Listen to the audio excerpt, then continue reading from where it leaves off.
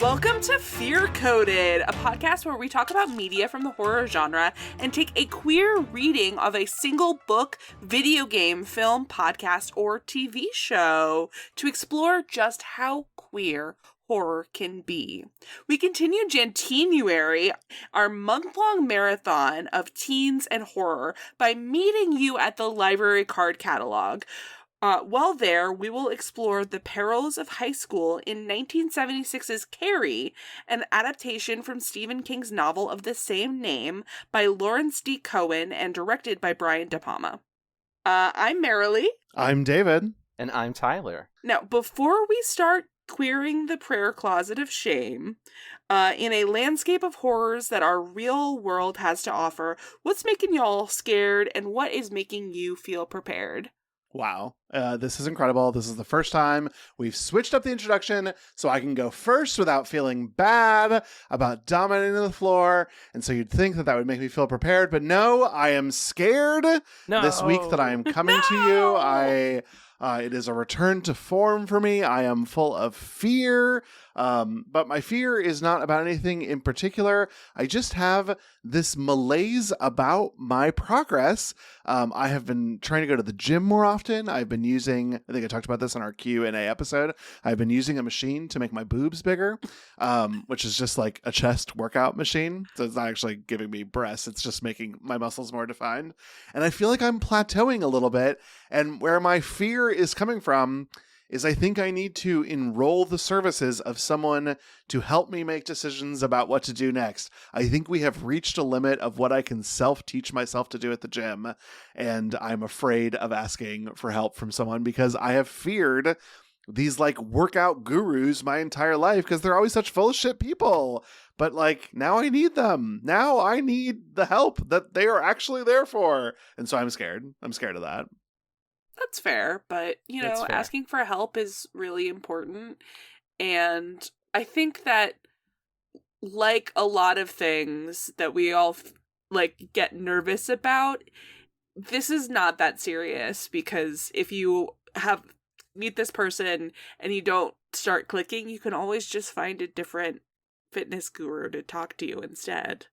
That's true. That's true. I just feel like, I don't know. I'm scared of them because they kind of look like bullies from high school. It's just true. Sort of like the vibe. Mm-hmm. That's the vibe, right? Mm-hmm. Even though it's not true. It's not true. Like this is a person who wants to help you. They have made it their goal in life to help others. And I will conquer this fear.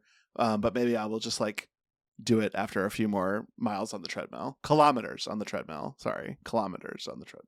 I was about to say, though, that Euro police were coming to get you for saying miles at first. Yeah, they're coming. Oh, they're coming. We would hear them coming, but it would be a slightly different sounding siren than you are used to in the United States. It's true. I am feeling a little scared. Not because I'm afraid of anything. I just, it's just been a weird time, and I just had to clean up my cat's vomit, and I just, I don't feel great. I don't feel prepared. I'm simply here, besties. The cat vomit, it's probably the worst part of having a cat, would you say? Yeah. Yeah, listen, cats are great. I love my cats. They're fantastic. Both of my cats are medium hair, so they're not even particularly long hair, but they're a little fluffy, especially my cowboy. He's just he's a fluffy little guy. He's got a very fluffy tummy. He hates being brushed, and he does not like getting his nails trimmed, and he's such a pain to try and take care of him. But because of that, because he is a little fluffy, he can get hairballs, and sometimes if you eat a lot of food and then have a hairball, it results in undigested kibble everywhere, and it's not a cute sight, gang. It is not. It's not fun to see. It's not fun to accidentally step on or sit in. Really, just cats are awesome. Cats are so awesome. I wish that hairballs weren't a part of living with a cat. It's true. So true. So real. What about you, Tyler? I think last week we were all feeling pretty prepared. It was the triumvirate of hope. But today Today, I Oh, think no. it is the Trinity of Despair, because I am Trinity of feeling... Terror. Come on now. We're so close. Oh, damn it. Trinity of Terror, because I am feeling scared. Thank you, Carrie. Oh, Tyler, why? What has brought you to fear today? Oh, 2025 promises to just be a very interesting year, and I want quiet. You want quiet. I want things to just be chill and normal, but aside from the politics of it all, we're also going to be moving, and that just requires handling so many logistics. I'm getting rid of stuff. I'm trying to think of like, how do I get everything done? But it'll be worth it. It'll be worth it. But I am just scared of all of the effort that is going to be required to get everything done, because I'm just tired. I need like 2 weeks or a month, preferably, where I can just like chill, just vibe, and then I want that for you. Mm-hmm. I've noticed that sometimes what we fall into is, if I can just get to this next thing, then magic is waiting around the corner. And I think that as I have gotten older, all that's around the corner is another corner that I'm waiting to get around. And so I hope that Marilee and I, Tyler, as well as our wonderful listeners, can be beacons of support for you as you navigate the loudness of 2025. And maybe we can be some moments of quiet and serenity and happiness for you in your life. Oh, thank you, David. That's really Or nicely put. No, I can make it worse. No. No. You don't like that? No.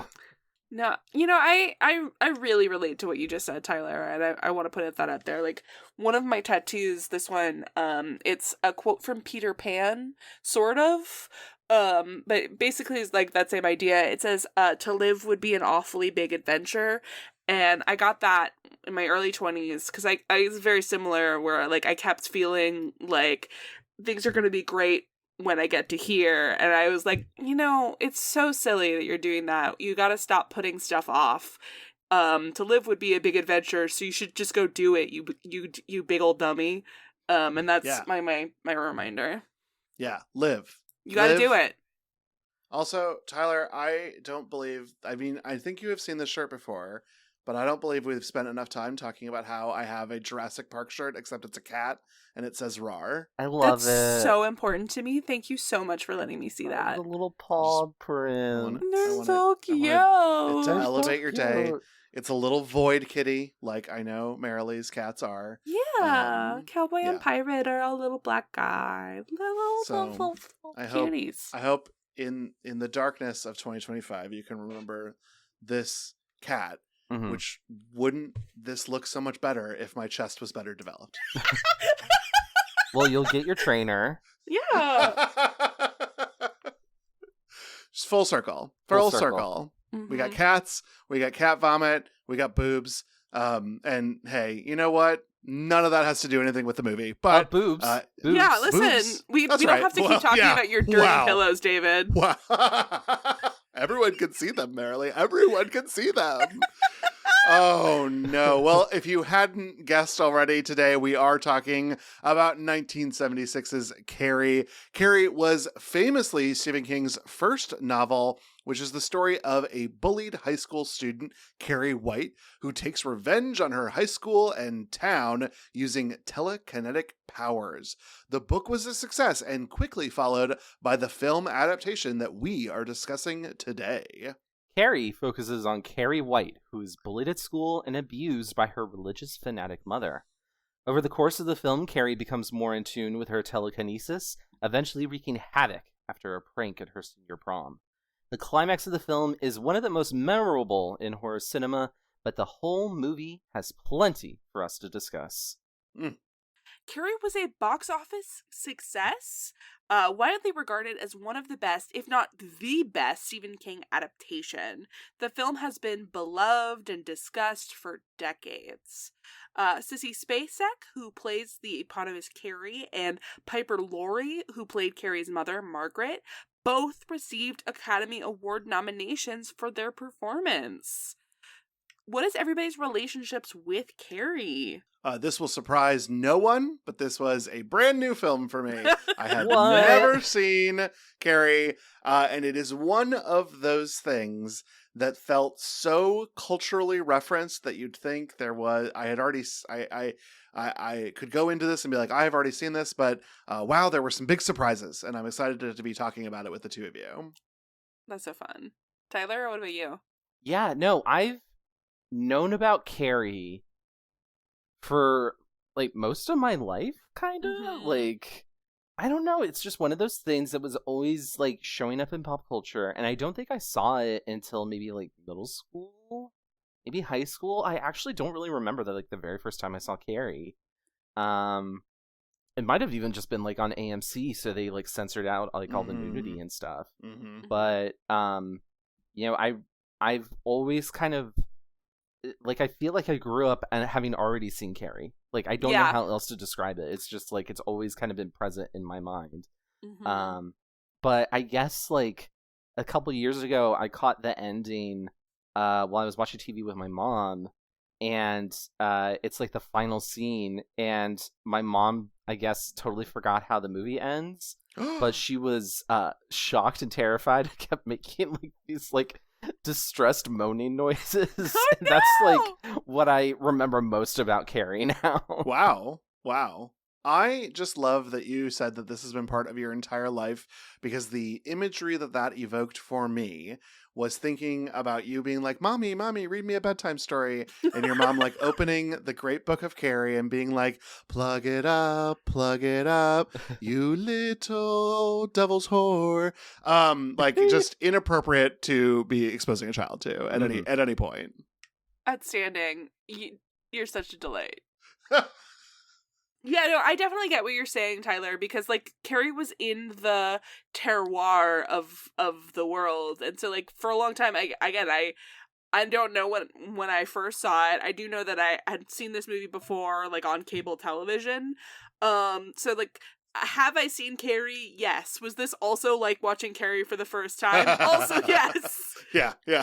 It is funny watching things for a podcast, because it is, even if you've seen it like a dozen times, it is a much different type of viewing experience, for It sure. really is. Yeah. I also haven't read the book that Carrie is based on. Stephen King talks a lot about his like journey and like process of writing Carrie specifically, because it was his first book. In his wonderful book on writing, which is like part memoir, part like writing instruction, and which I really recommend. It's fantastic if you haven't read it. So I do have like a lot of fondness in my heart for it. I've always wanted to read Carrie, but I've just never gotten around to it.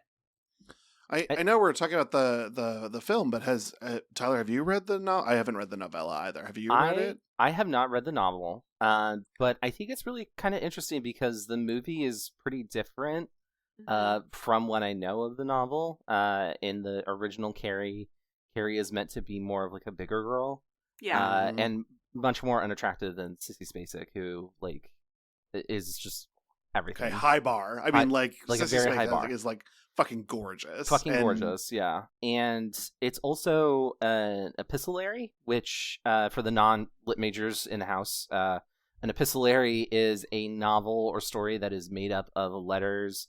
That also includes like magazine clippings or just other forms of like story communication that's just not told as like a standard like first person, third person novel. So it's made up of like news clippings about like the disaster at the school and who Carrie White was and all this other stuff. And so I think that's actually like kind of interesting, and I would love to see Mike Flanagan when he is doing his adaptation of Carrie kind of work that in a bit, because I think he does a really good job of playing with timelines, and I think his miniseries could really be a different take on Carrie by going in some sort of direction that uses maybe like the untrustworthy narrator or something like that to get everything across. That's fun. So it's time for our monthly theme discussion. So all January long, we are looking at horror stories that center on the teenage experience. This is Jan-TEEN-uary. Was that meant to be a This Is Jeopardy thing? Were you channeling some Alec Trebek this then? I watched so much Jeopardy growing up that probably it has just found its way into my writing style. So this is Jan-TEEN-uary. all hot takes must be phrased in the form of a question. Oh no! I'm gonna get so many points taken off. What is menstruation? What are dirty pillows? Our first theme to keep in mind, or talking point to keep in mind as we go through our podcast, is your body is changing. Puberty constitutes some of the most challenging years in our early lives. Our bodies are growing hair and looking awkward. Our voices squeak and crack and deepen, and our brains are riddled with hormones. It's an embarrassing and critical time in our development, but it's also horrifying. Physicality is a major point of tension in the film, represented by blood. Yeah.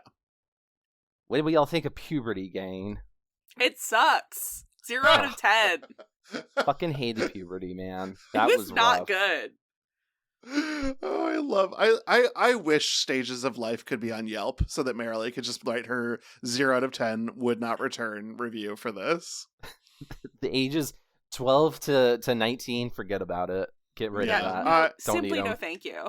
Yeah. Oh, yeah. Puberty, it's rough for us in our real lives. And so I think that, I mean, we talked about this a little bit with Ginger Snaps, but I love the idea of looking at this transformation and all of what is unspoken about it because we can't give words to it. And I think we see that to the nth degree with Margaret, Carrie's mother. Just so profoundly amps up the terror that this young woman goes through and the horror that makes up the film's ultimate thesis. Mm-hmm. Right. And I mean, I think, like, puberty, like I said in these notes, is a terrifying time because our body is changing. And we talked about this with my best friend's exorcism, but change is a constant in our lives. And when we're teenagers, it becomes even more of a thing that we are aware of. And I think part of that is because our physical bodies are changing, and in some ways they kind of betray us. And I think that's what's really terrifying about that time period, because it's like, oh my god, what do you mean I'm like starting to like the opposite sex or the same sex when I used to think that was gross? Why am I growing hair there? My body looks so weird. Why does my face look so weird? Why am I covered in acne? Why? And there's no good reason for it except that it's just, this is your body and you can't control it. It's just going to be a thing that happens. And the best thing that you could do is be informed about it. And then, of course, we see Carrie. A lot of the trauma that she is triggered by in the very first scene of the movie is that lack of knowledge about what her body is going to do. Yeah. It's awful. Well, we are talking about changing bodies. I just want to throw this out there. That, like, there's a really fantastic podcast where if the idea of, like, puberty, specifically menstruation, is like a theme in horror that you really enjoy, I think you should listen to the Plug It Up podcast.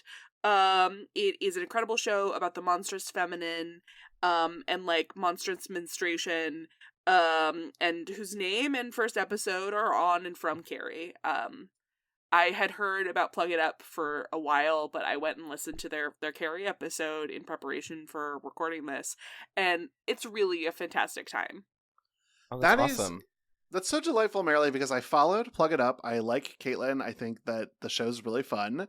But I did not go into their backlog, and because I had not seen this film, I did not realize that was the reference. I just accepted that sometimes things are named things and you don't need to know anymore.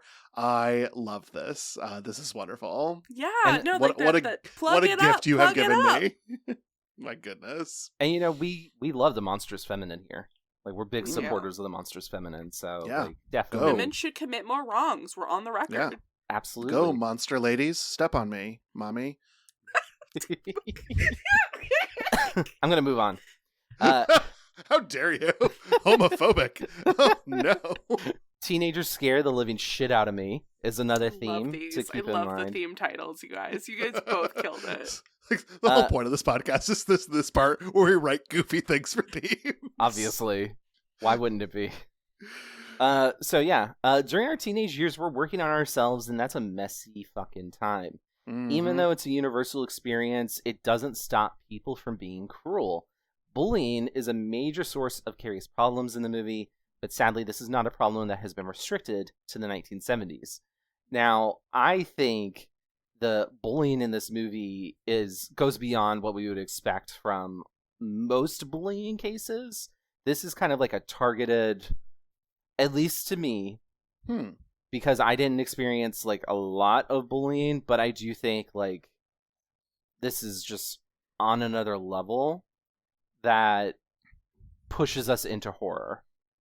Because like bullying is a constant, and I think it is getting a lot worse again with the advent, well, not the advent, it's been here for a while, but with social media and cyberbullying being a real thing that affects teenagers, revenge porn, etc. I think all of those are major issues, and it reminds me of the kind of bullying that Carrie experiences in this movie. Like, it's very extreme. It's not your typical sort of bullying. And so I think that's also kind of like a theme to keep in mind, is like Carrie is the victim of bullying, of targeted harassment. Why is this happening, and what should we kind of keep in mind based off of Carrie's actions, like how his bullying affected her? Yeah. So from what I remember of On Writing, because it has been like over a decade since I read that, but in that book, King talks about how he based Carrie on like 2 real girls from his own experience. And I think that the girls he based Carrie on were a little younger. And that makes that really aligns with like my experience, because I was pretty lucky to be without bullies for most of my school career. But let me tell you what, middle school girls are the meanest people on the entire fucking planet. So I think that, coupled with the fact that he was writing from like when he was in like those years, which is like in the 50s and not the 70s, I think that those two things combine to like, yes, this is horrific, but I do think that like it's closer to reality than we would like to think. Oh yeah, for sure. I guess like what I'm trying to say is like, this is bullying that's so critical and so intense. I think it's an abnormal level of bullying, but that does not mean that it is unheard of. And I think this degree of bullying, because I think bullying probably has gotten less of a problem. Like, Marilee, when you and I were, because we're like the same age, like when we were in middle school and high school together, well, not together, but we were there, I don't think bullying was really as much of a major issue, because cliques started forming, and everyone would kind of like go into a clique, and everyone would just kind of be like in their own separate zones. Well, you had a completely different schooling experience from me, obviously. What with your school roller rink nights or whatever. Oh my god! Oh, that's planetariums being brought in. Yeah, this wild. We diss on Tyler's education, and then every time you open your mouth, you're like, God, the tarnish on the side of my gold plate at my school lunch was just I couldn't handle it. Yeah, no, I want to be really clear. I did not have a bad time with bullying. I was mostly pretty well liked through my entirety of my schooling career. Middle school girls are so mean. Yeah. They're so mean. Like, puberty hits girls and like people who are gendered female a little earlier. So like we were like this boiling pot of hormones, and it's not cute, guys. David, what about it's interesting. I probably am a little bit more resonant with Carrie's experience bullying, because I was the subject of targeted harassment by a group of people at a smaller institute, at a smaller school where, you know, there were only 50, 60 of us who would be in a graduating class. Yeah, that would be like, I don't know about you, but like there were like 3,000 people in my school. Yeah. So I think part of why it was, you know, why things were a little bit more cliquey. We couldn't have cliques at Dowagiac Union High School. Like there was not enough space to have cliques. And I mean, I had a Chris. I had a person who like he was the instructor of his little followers on how they would go about this. They threw eggs at the back of my head. Like it was horrific. And I'm sure it's because they were picking up that I was different, and then I would later have like a better understanding and conceptualization of that. But I guess that part of the Carrie, like I think that what happens to Carrie is extreme, but I would not have put it past these people to slice a pig's throat and leave a bucket of blood to fall on my head, because that was the sort of sociopathic men that they were. That's awful. I'm so sorry you had to deal with that, David. Okay, well, I retired at 40, so fuck you guys. Like, yeah, true. I won, so come at me. All right, finally, our other theme is adults are useless. As children's society teaches us that we can trust adult authority figures, your parents, your teachers, and so on. When you're a teenager, you begin to realize that these people have flaws. Suddenly, the people you trusted become someone untrustworthy. Even when adults try to help, expressing empathy because they were also teens once, we don't always trust them. Sometimes they just make things worse. Yeah. I feel like it's normally Marilee who finds an authority figure and makes them her sworn enemy. But boy, that principal saying Cassie, I cannot tell you how frustrated and angry that I felt like I was channeling Marilee. I was like, I will find you and I will slash your tires. Why are you even at this prom? Go home. But don't, because burn. Like, it was the Cassie of it all. It was just how uncaring this man was. And I know we'll get to it when we talk about the teacher, but the teacher I was half on, I hate you, I despise you, I want you to die, and half on, is this like a secret queer hero? And so we'll talk about him when he gets there, because he was a little fey. I mean, he was a little Paul Lynde. Oh, for sure. Yeah. For sure. Yeah, I just, the principal, like, the way that the gym teacher kept being like, Carrie White, and he, like, was not, it made me, like, start Googling when did it become socially unacceptable to drink during your lunch, because, like, this guy, piece of shit, you're right. But, like, even the gym teacher, I have a lot of really conflicting, oh, yeah. Yeah, like, for 1 second, it seems like she's genuinely trying to help Carrie. Another second, she is, physically torturing other teenage girls. Wild time on Adult Watch. Adult Watch. Yeah. Yeah. I feel like, obviously I was not there in 1976 in high school, but I do kind of wonder, like, how much of this has been, like, hyper reality of, like, this is not at all, like, what a real teacher would do. Or it's the 70s, man. There's no fucking rules about how you treat children, especially teenagers. Especially in, like, rural Maine. Yeah. Yeah. I mean, I do believe that a lot of this was done for narrative importance, as we'll get to when we get to the scene. I don't think it was just teachers are all awful and we're just going to show them being awful. I do think that this was about taking this person who we're supposed to sort of see as an ally to our hero, Carrie, and watch her be possessed by the same sort of frantic rage that Carrie will later herself become possessed of. It felt just very narratively reflective. Mm-hmm. Okay, well, themes notwithstanding, there's a couple questions we ask every podcast. The first of which is this horror?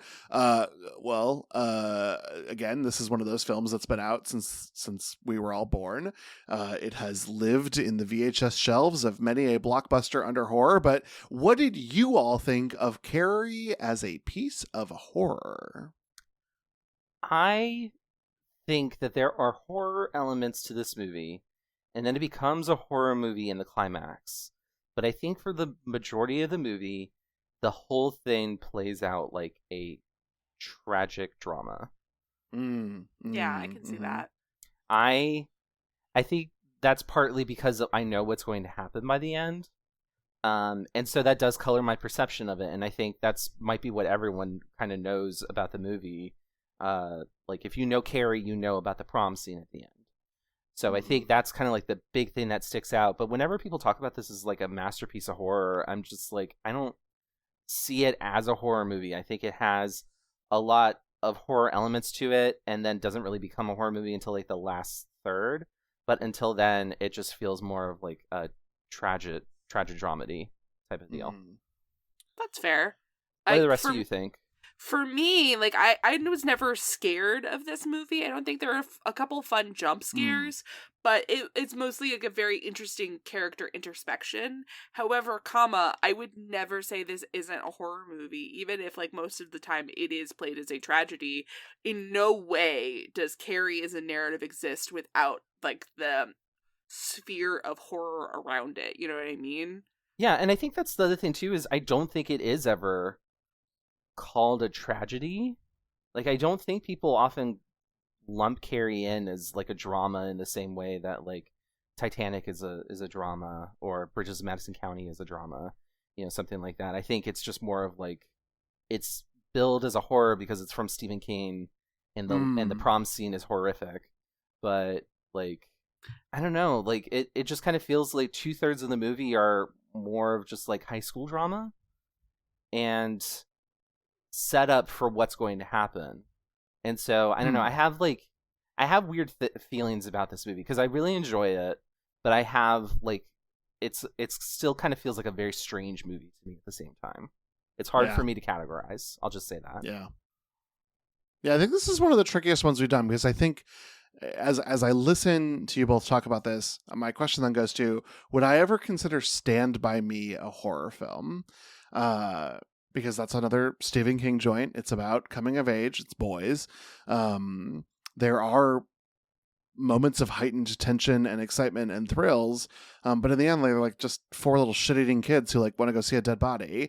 And I think that why Carrie lives ultimately here in horror and not in like fun TBS 2 p.m. movie is that I think it is the blood of it all. I think it is the special effects that are in the prom scene. That is the kid who totally deserves to be thrown off his bicycle. That is every time we get a little bit of Carrie doing her thing, we are pushing the envelope in a medium that has not had that envelope pushed that way. And so today, oh my God, 50 years later, we're probably not looking at this movie the same way that it was looked at when it came out. And that's why I think it is etched in horror. In the same way, even like I could think about us talking about Psycho, and Psycho, I think in some ways it's a little bit closer to the surface compared to something like Scream or things that are even more modern that have come out recently. And yet, if I put myself in a theater in 1976 as an 18-year-old who's trying to mac on a girlfriend, even though I want something else in my life, this would scare the shit out of me. Just the simple nature of using color the way that it is used, of that viscous pig's blood that we just hadn't seen to this point. I mean, even compare this to Black Christmas, which we talked about before the holiday break, and how different and like watery that blood looked to how real this blood looked. That's an excellent point. Yeah, for sure. And thank you that. for bringing up Psycho, because I had like an internal, it was like, when are we going to mention Psycho, and the way that this movie absolutely lifted the strings right on out of it. And I'm super delighted to find out that we could not even make it through the introduction phase. Thrilled. Merrily, we'll get to it, but I was like, is this an homage, or have I always been thinking of the Carrie strings? And so I went back and listened to the Psycho strings, and they are different. And then obviously what follows in Psycho, I think is the more like Psycho of it all. But I do think that often when I'm hearing these like strings, suddenly I think it might be more of a Carrie reference than it has been a Psycho reference in some circumstances, when I have probably been getting them confused. Yeah, that's very true, because I think like Sissy Spacek doing that wide-eyed stare is that accompanies the strings. I think is very like, yeah. If it's in the shower, it's a Psycho reference. If it's a wide-eyed sun glare, it's a Carrie reference. Yeah, and rest in peace, the Carrie reference, because I think today you do the Kill Bill sirens to accomplish the same thing. Mm-hmm. Well, don't get Kill Bill siren. Oh, sorry, I'm stepping on Marilee's cue. How dare I? Wow, Marilee was like, welcome to it, babes. Well, listen, no, that was such a good transition, and I can't remember what you were saying. So I'm just gonna say, let's discuss this in the lens of queer theory, because we lost our good intro. I don't know. It is about sort of repression of who you are, and I mean, no, to be. I got to talk first, so I get to do the easy one. Her mother literally forces her into a small closet, and I don't feel like you need a master's degree in English literature to have cut that across. So I'm claiming that queer interpretation. Carrie gets shoved in a closet to repress who she is, as many of us were when we encountered religious parental figures in our lives. I mean, the telekinesis itself is kind of a representation of like there's something queer going on here. Because like Carrie reads into it, and then she realizes that other people are like her, and then she becomes more confident in herself as a result, and she's more comfortable using these powers. And then when her mother like finally witnesses Carrie using these powers, she's like, "Oh, well, you keep it secret, suppress it, put it away, pretend you don't have this anymore, just don't do this anymore." And Carrie is just like, "No, this is who I am. This is part of me. Other people are like this. I'm not going to hide this part of myself." And to me, have you that tried kind of not being a Slayer, Carrie? Right? To me, Tyler, that I'm really glad you feels very... clarified this, because I do think that I feel like this is lost now. I feel like we need to go back. We need to go back to the better time, which was the 90s. There's nothing like discovering your queerness by going to the card catalog and flipping through it and finding gay and being like, ooh, gay. And then finding like the one book that existed in your library. Kids today could never understand. You have so much access to queerness for now, at least. We'll see what happens after the gulags open. But when you started... You can't Google being gay, because then you're just going to get 6 ads first that are like gay. Gay? I do like I bet if you type into Google right now, "Am I gay?" an AI overview will be like, "Yeah, queen, yeah." Tyler, though, when you started this, you were like, "Yeah, the telekinesis is really queer," and I was really worried that you and Marilee were moving things with your minds and never told me about it, and that would just be rude. Wait, you can't? What? What's happening? You can't do that? Stop doing that. Stop doing this, Tyler. Ah! That was a bit. Tyler didn't actually control me with his mind. Or did I? love it. I love you guys. All right. So, we talk a little bit around this, but like every coming of age story, it's like 2 steps away from being a queer narrative. Yeah. And I think that is something that I can just say, and you guys are going to back me up on, but like, I think that that's just true. I think every coming of age story is so close to being queer.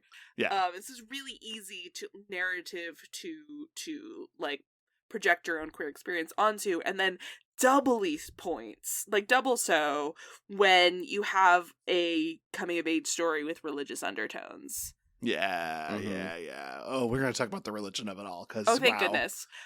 Before we leave the queer space, though, I simply got to ask, Chris and Carrie, discuss.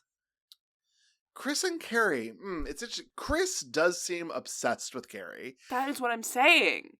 I don't know that it's reciprocal, though. No. I almost think this is an argument against Carrie being queer, and just being like fire goddess extreme, which is also gay. We claim that, but I do think that Chris has a level of obsession about Carrie, both as a bully and then in like her final bully form of just like not being able to let it go. Even Sue is like, "Chris, girl, let it go." And Chris is like, "I cannot. I have to punish her for being so gorgeous, because I love her and we could be together." Yeah, like I know that homophobic, but like actually secretly queer bullies is like a thing that we don't love as the community. But I just think that there's something here about this girl who's obsessed with this other. It's like very, very Mean Girls of her. You know what I mean? Yeah. I don't know. Yeah. Like we're gonna get to the scene later, but at that point I was like, right. So you're just in love with Carrie, is all. Yeah. Well, and the end of Chris's story is, if I can't be with you, then I have to kill you, because there's no point in being together. And Carrie's like, "No, bitch," and fly away. Yeah. Is Carrie an ace icon? She's my ace icon, because I too could be buried in the ground and my hand would come up and scare you one last time, and you would never know if I was there or not. We love it. Except there's like 8 sequels to this film, so or retellings or whatever. Let's pretend those aren't there. Yeah, we're talking specifically about the movie and the book it was based on a little bit, and that's it. Great. Well, then I will not belabor it any further, but I will say that whatever I was watching this on was like starting to autoplay Carrie to the rage. So I did not allow that to happen, but technology was putting itself against me. It always does. Well, we don't have to worry about technology because, friends, it is the mid-70s when this film begins, and we are in gym class as Carrie White is hit in the face by a volleyball, and the girls playing with her make fun of her for being hit by a volleyball. Afterwards, Carrie is showering in the girls' locker room where, gang, there's just boobs. Boobs are everywhere. So much nudity. It's a lot of boobs. But I gotta tell you, I do love nudity and yay boobs, but I was just so happy to see some opening title credits. Just a thing of beauty. I love opening credits, and these were great. It set the tone. They're having fun. She's not. She's showering by herself. We're already getting some characterization. I love it. But then Carrie starts to experience her first period. And Carrie, who is terrified about what she is seeing, goes from teenage girl to teenage girl begging for help. And the girls mock her by throwing tampons and pads at her. Miss Collins, the gym teacher, rushes to Carrie trying to help her, then banishing the girls from the locker room. During the scene, an overhead light shatters amidst Carrie's sobs. In the following scene, Carrie is outside of the principal's office, and Miss Collins is explaining to the principal that Carrie did not know about menstruation, which is what triggered her panic. The principal calls Carrie Cassie before sending her home for the day. On the way, a boy rides a bike and calls Carrie Creepy Carrie, and Carrie stares at the boy, who then falls over, seemingly pushed psychically by Carrie's mind. I feel like I have to go first because in my notes, I generated a little bit of fun with my co-hosts. I wrote, "Ha, this little shit eats it." Yeah, that made me laugh really hard. Especially because that was the first note that I saw like, when I was looking through the notes. Like, nobody else had written in anything yet. So I was like, I was going through and then I saw that and I cracked out laughing. Yeah, I hadn't added anything else to the discussion. All I had written in the entire document was, "Ha, this little shit eats it." Like I had watched 3 minutes of the film. And that was my only contribution. But you know what? He did, and he deserves it. Yeah. No, like, at first I was like, what the fuck is this kid's problem? Why is he, like, cutting school and just riding around on a bicycle like a loser? Get a hobby, idiot. But no, he's, like, probably, like, getting out of school earlier than high school because he's young and whatever. I don't care. It's funny that he gets knocked over. It is funny. Yeah. I do enjoy that. Do you guys ever have like sound tics that will just kind of like hang out in your brain and then sometimes like you're forced to say them? Is one of yours like Creepy Carrie? Yes. Do you just yes, it's that little kid going Creepy Carrie, Creepy Carrie, Creepy Carrie, and then getting knocked over. Whoosh. I love that for you. Same thing with they're all gonna laugh at you. They're all gonna laugh at you. That I knew. I knew they're all gonna laugh at you. Creepy Carrie was new for me. I like to believe that this child is homeschooled. That's why he's running amok. So he double deserves it because his parents are probably awful as well. Yeah. I just really think that the opening of this movie is really so evocative. Like, you understand exactly who the director is and what vibe he's trying to accomplish here. It's like so weirdly dreamy in this locker room. Yeah. I really thought that was interesting. I gotta say though, way more nudity and full showering than any locker room I've ever been in. Yeah. Well, and dreamy is such an interesting way of putting it, merrily, and so apt because it's almost ethereal, the opening. Like it's you can tell that we're in a different genre movie. Maybe that's part of what sets this up as horror, is that even the opening is not told the way that most films open right now. Yeah. I would agree with that. I really enjoyed this dreamy aspect to the movie, and it manifests a couple times too. Yeah, because we have like the prom, and then the very ending of the movie. But all of these sequences feels very dreamy, and then suddenly crash into reality as something horrific relates to Carrie. And in this case, it's it's the blood of menstruation. And I just like, God, it's just so awful, everything that happens to Carrie in this movie. Just like the girls are so cruel, and there's a scene like in the principal's office where Miss Collins is talking about, like, her name is Cassie, this is what happened, Carrie didn't know about menstruation, and the girls were all making fun of her, and she says, like, I wanted to shake her, like, I got it, like, I understood why they were, like, making fun of her, I just wanted to shake her. And that was a moment where I was just like, Miss Collins is so real, but also this is really fucked up. Yeah. Because even the one ally that Carrie has as an adult is, like, just kind of being nice to her for the sake of being nice to her. Well, And so the way that I took that scene was not so much that, like, at first she was just wanted to shake her and be like, it's just your period. But the second she realized that Carrie didn't understand what was going on, I think that's when the shift happens for Miss Collins, where it's not just like Carrie's making a big deal out of nothing. It's like, oh no, this girl has been sheltered to the point of, like, abuse, and, like, she's does not understand what is happening, not only in her own body but in the world around her that little bit. So, like, her being like, I wanted to shake her, and then even still, like, the rest of the movie being completely protective of Carrie, that's kind of like what I was reading into that moment. Like, she's an interesting person, that she is still a person who's trying her best, but sometimes you're like, I don't even know what to do about this, you know? Mm-hmm. Yeah, and I think what struck me is because maybe I'm fully remembering the sequence of events wrong, but I think she actually said that after she told the principal that Carrie doesn't know about menstruation. And to me, that read as, like, there is something about Carrie that people just don't like. Yeah. And I think teachers also feel that way about some of their students, that they're just like, I feel bad for this kid, but man, they just bring it on themselves, you know? It's one of those things that feels like very real, and is part of, like, the cruelty that's inherent in this film and in the story of Carrie, is just like, things are grim in this world that Stephen King has created, and Brian De Palma is depicting.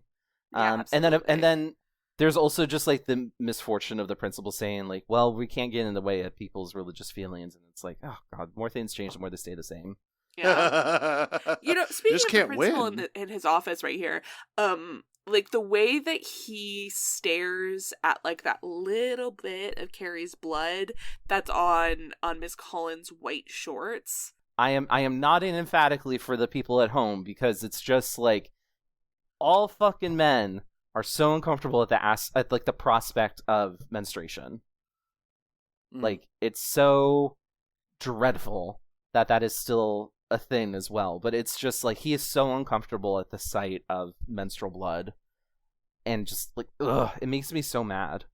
And because he's the principal, he's supposed to take care of all these students, and he clearly doesn't give a shit, and then he's made uncomfortable by the sight of something that's supposed to be, like, natural but must be othered, because that is something about women that we are not supposed to talk about. Yeah, just reinforcing that adults are useless. Yep. in Especially that adult. Especially that adult. Yeah. So we'll move on now to the next scene, where Carrie's mother, Margaret, shows up at the door of Mrs. Snell. Mrs. Snell is the mother of Sue, who was one of the girls torturing Carrie in the locker room. Margaret preaches about what a sinful time it is, and Mrs. Snell essentially gives Margaret money so she'll leave, which I thought was funny. Margaret returns home and answers a ringing telephone. Carrie sits at the top of the stairs trying to listen in, but Margaret finishes the call and tells Carrie to come downstairs, since she knows that Carrie is listening. Margaret says that Carrie is a woman now, then attacks Carrie with some sort of prayer book. Margaret starts preaching to Carrie about the evils of sex, and that menstruation is the gateway to a life of sin, all the while still hitting Carrie with the book.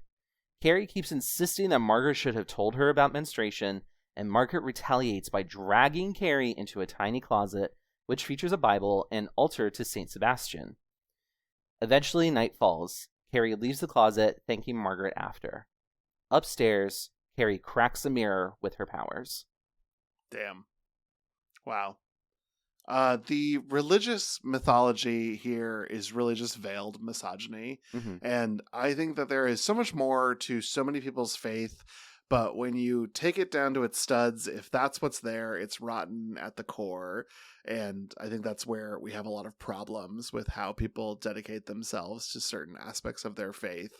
And I don't know, it's really scary to hear Margaret talk about, well, like, Eve was made of this shit and she was weak, and they're gonna find you and have sex with you because of the original sin, and there's nothing you can do to get away from it, even though I tried to raise you this way, but obviously you failed because you had your menstrual cycle, which is a normal biological occurrence, not the result of any behavioral action. Yeah, it's like, just bonkers. Mrs. White, like, seeming to instill in Carrie that the fact that you got a period is because you did something wrong, and if you had been good, you wouldn't have gotten your period, which is, of course, fucking nonsense. Even though Carrie has made it to her senior year in high school without menstruating, which is deeply unhealthy, actually. A lot of what's going on in the White House, well, I didn't mean it like that, but also, I guess, the Carrie and Margaret White House. Yeah. I think Let's leave this scene immediately. I want to talk about something that happens a little bit earlier, actually, because when Carrie, like, Margaret White is talking with Mrs. Snell, there's like this little interaction that happens that it made me laugh so hard I had to pause the movie, where they're talking about, like, this teen prayer book Bible thing that, like, Mrs. White is trying to give them, and she says, "These are godless times, Mrs. Snell," and Mrs. Snell, like, it's like, "I'll drink to that," and then she looks down at her, like, full glass of alcohol, and then says, "We'll all read these." Oh my god. I laughed so hard. It's definitely, like, only 4 or 5 in the afternoon, too. Oh yeah, no, Listen. like, school has just gotten out. Like, she's deeply surprised that, like, Sue is in the house with her at that time. So, like, she had clearly been sitting around watching her soaps and, like, day drinking, and, like, good for her. Good for her. Good for her. I'm just now clocking this, but how does a girl named Carrie White get bullied over a girl named Sue Snell? I feel, not that anyone should be bullied, especially not for their name, but Sue Snell, you sound like, I don't know, Spider-Man needed a classmate, and we just threw this together real quick. Like, it's fine. No offense to any of the Sue Snells listening to this podcast. Sue Snell, come on the podcast. Actually, yeah, I would love to talk to a Sue Snell on the podcast. Yeah, for real. Tyler, when you were describing the scene, you talked about this being a sort of shrine to Saint Sebastian. I thought this was Jesus. Is this not Jesus? It is not Jesus. This is a very common misconception. This is actually Saint Sebastian, who is considered a gay icon. It's true. So, wow. So I found this great article by a woman named Katie White, or a person named Katie White, who wrote about how did Saint Sebastian become this kind of gay icon. And I'll just go ahead and read, like, a quick little excerpt. But many observers, including feminist writer Susan Sontag, have noticed that Sebastian doesn't yell out in anguish amid his wounding, but endures the torment with an expression caught between pain and pleasure. Sontag called him the exemplary sufferer. His head is often flung back or forward rapturously. He conceals the depth of his emotions, experiencing both torments and pleasures privately, a feeling similar to the experience of gay identity for many men in the 20th century and often to this day. So I do not think Brian De Palma was just like, I want a statue of Saint Sebastian in there for the gays.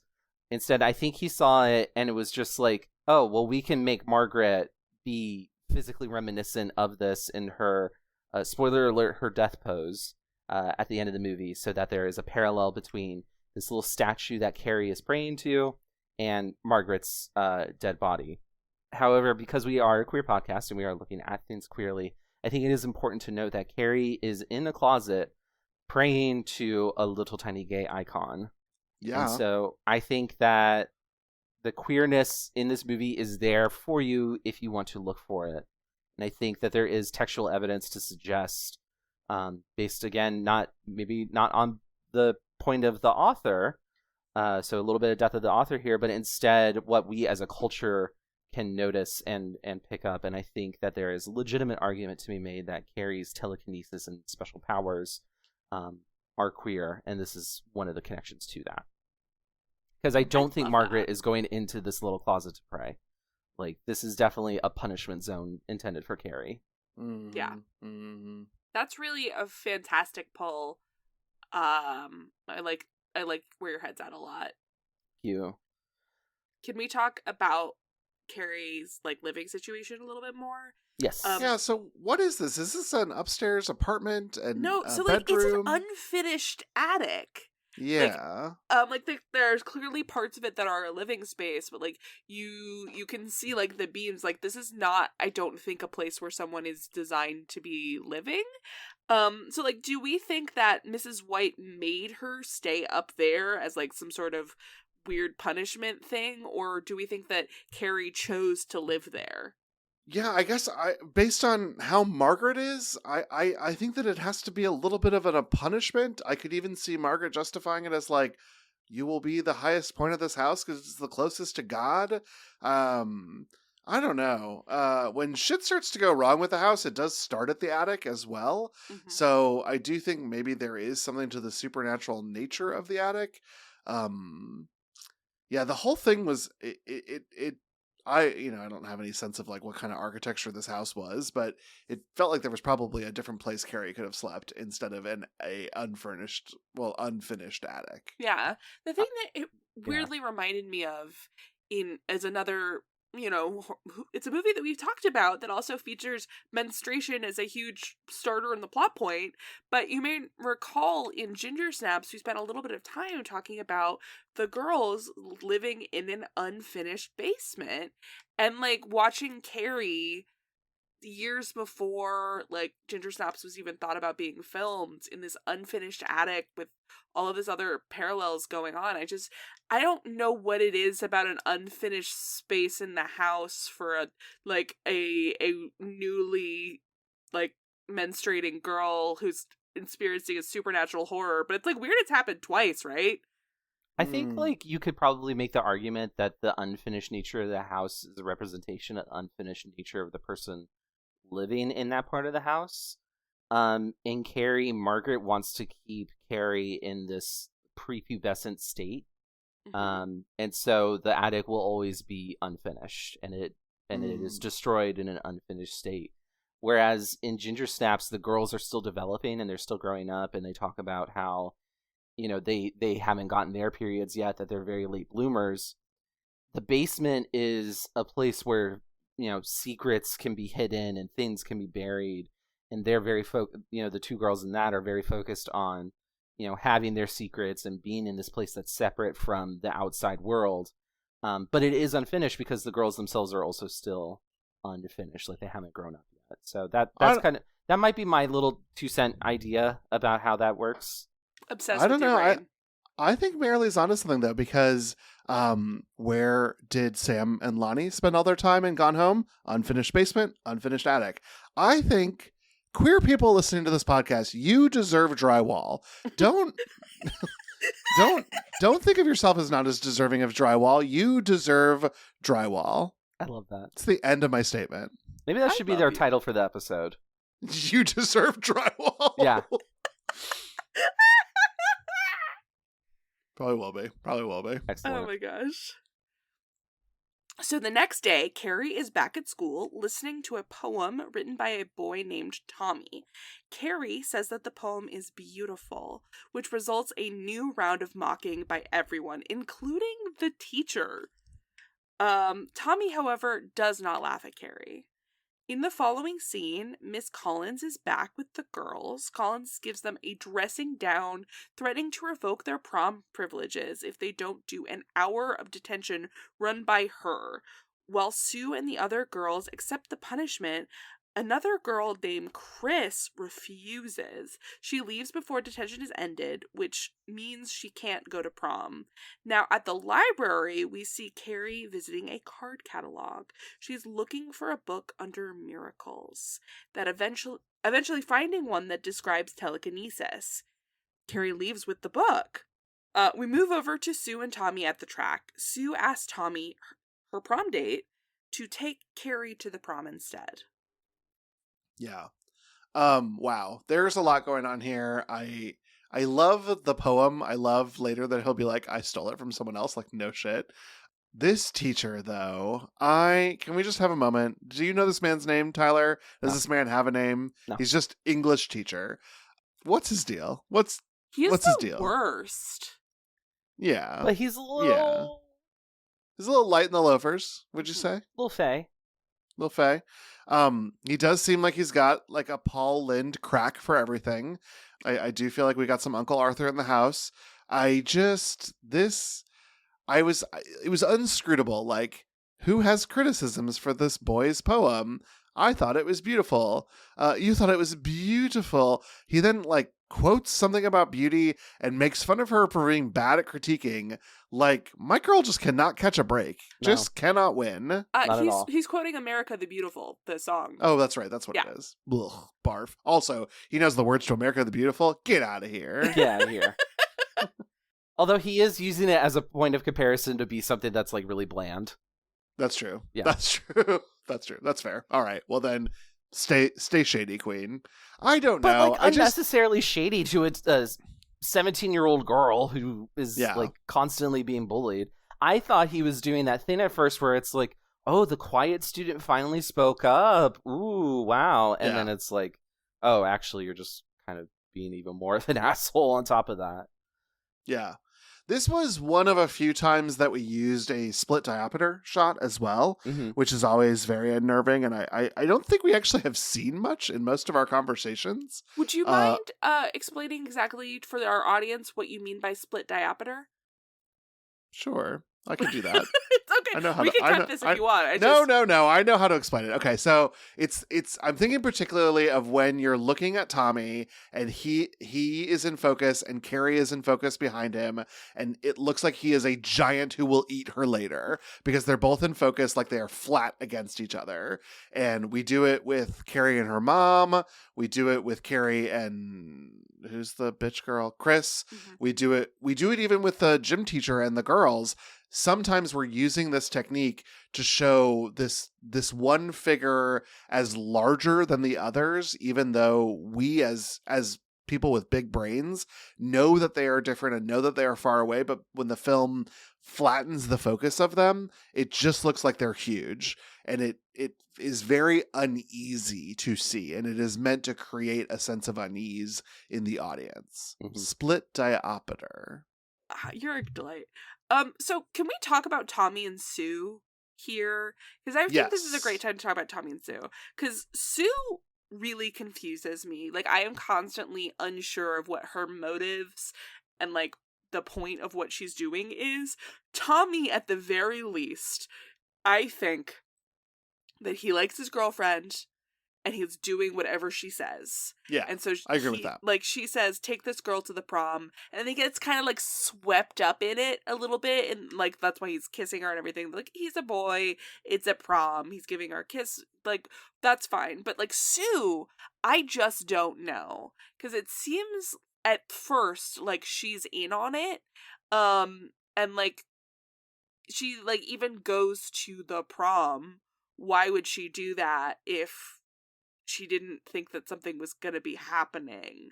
But then when she sees the bucket of blood, she tries to stop it.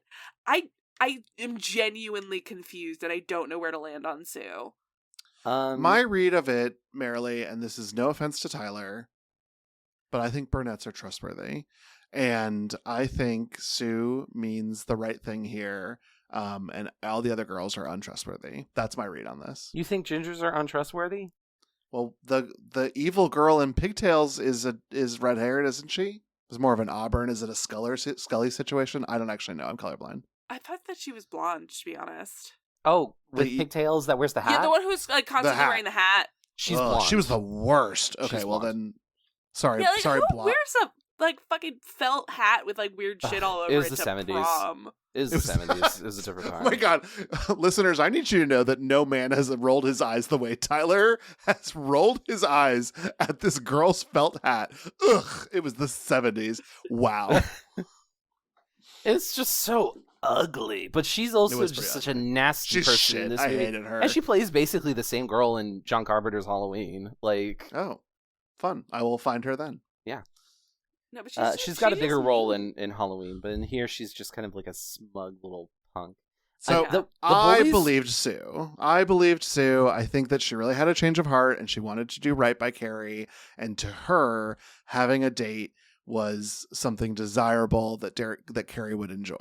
Okay, But yeah. Tyler, the I don't know whole about you. like how did because like clearly like immediately at the same time as like Sue getting Tommy to take Carrie to the prom, at the exact same time Chris is convincing her boyfriend to do this prank with Carrie. So how did she know that Sue was going to have Carrie go to the prom and like set up the whole prom queen thing if she didn't know about what Sue was doing?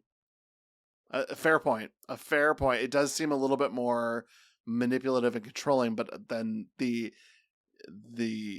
either script or direction or actor decisions did not match that, because in the end Sue is like an ally and final it girl. seems like the movie wants you to think that Sue is innocent, but I simply can't square that with the fact that the prank couldn't happen without her, and that's why I'm so confused about where I'm supposed to land on Sue. Tyler, you've been very quiet. I have been interpreting that as just more, this is the tragedy of the situation. Mm-hmm. That Sue realizes, like, oh, I I fucked up pretty bad, which is also the other reason why Sue becomes kind of like a secondary protagonist to Carrie through the movie, is because she's the one who's actually taking actions to make Carrie's life better.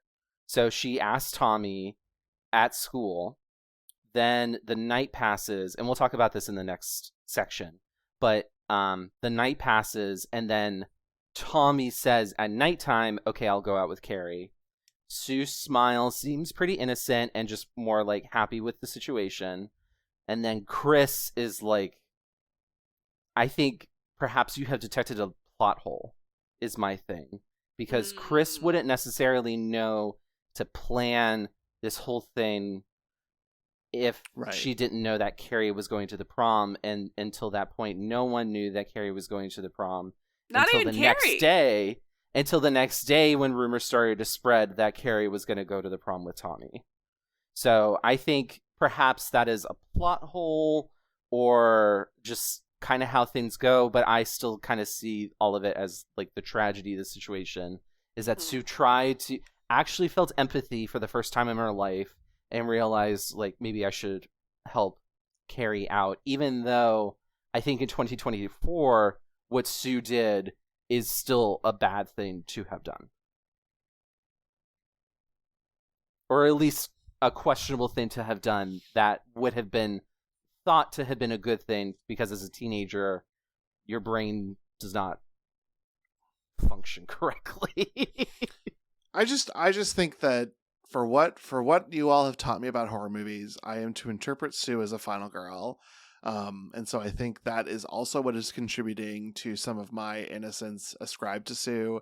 And I do think that when individuals who are prone to goodness are surrounded by influences that are doing the wrong thing, it is easy for them to get wrapped up to it. So I actually think Sue could be a very heroic character who got wrapped up in the whole plug it up at the beginning. Yes. And that was actually a betrayal of her heroism, and this is an attempt to return to it. Yeah. Like, she even seems, there's like a special focus on Sue in the plug it up scene as well. Yeah, there's a moment where Ms. Collins like tells like Sue specifically like, what the fuck are you doing? And like the shot like lingers on her face for a second where she like kind of realized, oh, was I bad? What was I doing? Yeah. Like, and I see all of that, and I think that you're right. I think that the movie is, but on a fundamental level, if Sue didn't know that something was going on at the prom, why did she go to the prom at 8:00? I guess is my question. I Here's my belief, Marilee. I Uh-huh. think she wanted to see her good in action. Because Yeah. there's this moment when Carrie and Tommy are together and we cut to Sue and she's smiling. Because she's like, oh, I did that. I'm I'm a good good. I person. did that. Yeah. Okay. See, now That was maybe my I can read. get behind that. Like, again, I don't know where I'm gonna land on Sue at the end of our conversation. But like that is my thought process into how things have been going. I think I'm gonna marinate on that. We can see where we land later. I would love Do it. for you to marinate on that because I definitely want to hear your thoughts by the end. Well, we smash cut to Chris in a car with her boyfriend, who I will only be referring to as John Travolta. Thank you for telling me this man's name is Billy. John Travolta encounters some dumb friends who toss him a beer from the car next to him, and then some cute girls who flirt with him, and finally a cop who flashes a light in his car. John Travolta tosses his beer onto Chris as the cops drive off, and Chris calls him a dumb shit, but John Travolta slaps her. They squabble for a bit before he makes a very illegal U-turn and drives off. In a different scene, Sue does her homework while Tommy watches TV. Tommy turns to her and says that he'll take Carrie to the prom, and Sue smiles because she's a hero to herself. Back with John Travolta and Chris, they continue squabbling, but eventually begin making out. John Travolta calls her fucked up before Chris kisses him and starts to perform fellatio. While giving oral sex, she then has a monologue where she repeats John Travolta's name over and over again, eventually saying that she hates Carrie White. The next day, Carrie looks at more books in the library and Tommy approaches her and the two make an awkward conversation. Tommy eventually asks her to the prom, but Carrie runs away. Outside the gym, Miss Collins finds Carrie and encourages her to say yes to Tommy. Ladies, is it gay to start talking about another girl right as you're performing a sex act on your boyfriend?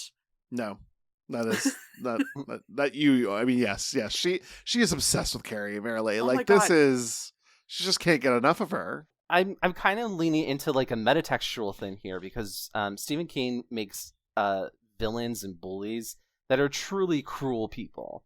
Like he's kind of the master at making a bully a fucking terror. Yeah. And I kind of think that Chris might be one of his bullies that is just a fucking monster through her core, which is why John Travolta calls her fucked up. I think he kind of keys in on that a little bit. And it's also why we see Chris is so obsessed with Carrie, because she is just single-minded in her need to make Carrie's life miserable. But I think it is definitely weird and a little gay for her to suddenly be talking about this girl that she's obsessed with while she's performing a sex act on John Travolta. Yeah, it's absolutely wild. And like that's just nuts on its own. I simply need to point out to our listener, if you have not watched the movie in a hot minute, they are in the parking lot of a goddamn like sock hop diner. Like they are basically in public. It could not be like they are like inside of a car, like 15 feet away is a very crowded diner situation. It's wild. What are they doing? How, like, I was hooting and hollering. I was like, you're gonna get charged with indecent exposure. Yeah. I, though, do need to say that there is something to all this with Chris as a queer, because like when you are suspected of your queerness out loud, one of the things that sometimes people who are trying to mask their queerness will do is dive into the act of heteronormative sex. And so as soon as John Travolta says, well, that's fucked up, you're like obsessed with this girl, she goes, ah, which was the sound of me going down on John Travolta. The most welcome back Cotter John Travolta there has ever been. Oh my God. Just floofy hair for days. Did anybody else get like jump scared by John Travolta? Like I knew, yes. Like as soon as I saw him, I was like, oh fuck, that's right, he is in this movie. But like seeing him with such a cognitive dissonance, I was like, what the fuck? Mm-hmm. Yeah. I have expressed my interest in opening credits. I love opening credits, and this is even though you wouldn't think so, it is actually something that we share, Mike and I. But it's like a bit, and so anytime someone's names will show up, we'll shout it as if like it should be recognizable to you. Mm-hmm. But then we actually saw John Travolta, and we were like, oh my God, John Travolta, because that is an actual name that we know. That's incredible. I love that bit. by the way. That's so Yeah. fun. That's so fun. I also feel like watching this scene, I was like, am I doing something wrong?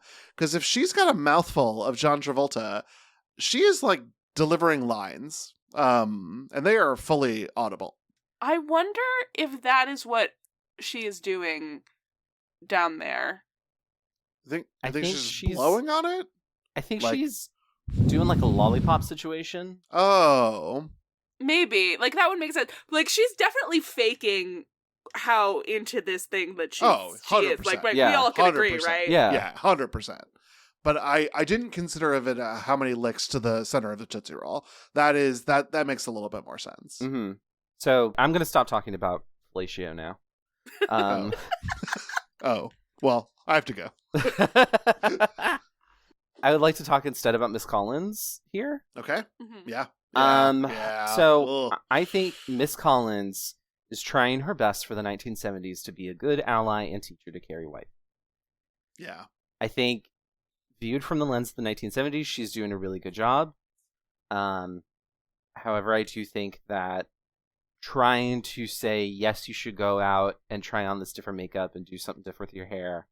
I'm looking at this from a 2024 perspective. I don't think that's necessarily the best strategy to build up a girl's self-confidence. But I think for its time, that might have worked because Carrie is infamous apparently for like hiding herself and having her hair down in front of her and just trying to disappear. And Miss Collins is trying to say, you do not have to be invisible. You are beautiful. You have great eyes. Put on some makeup and you'll look fantastic. Yeah, like I got what she was trying to say in that scene.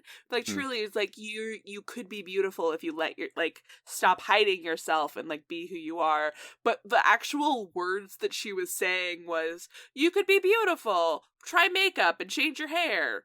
Mm-hmm.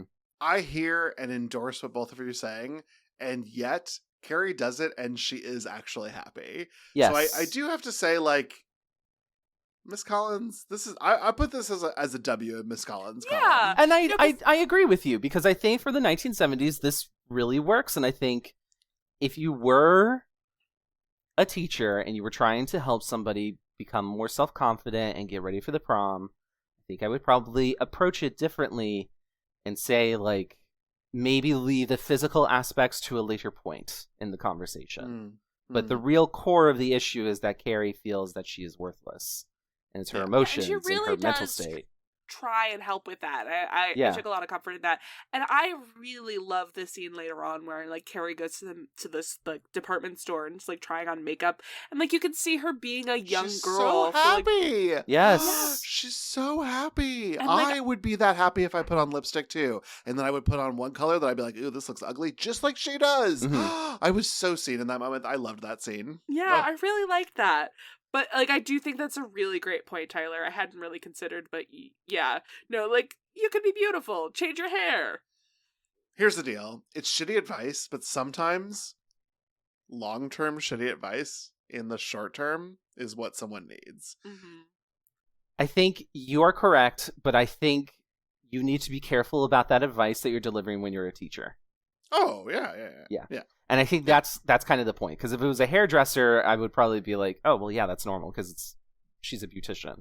But like a teacher, it becomes more hairy, especially in this climate. But for the 70s, which is the context that we have to work within, I think she's fine. I think she's doing a good job here. But then we get to the next scene.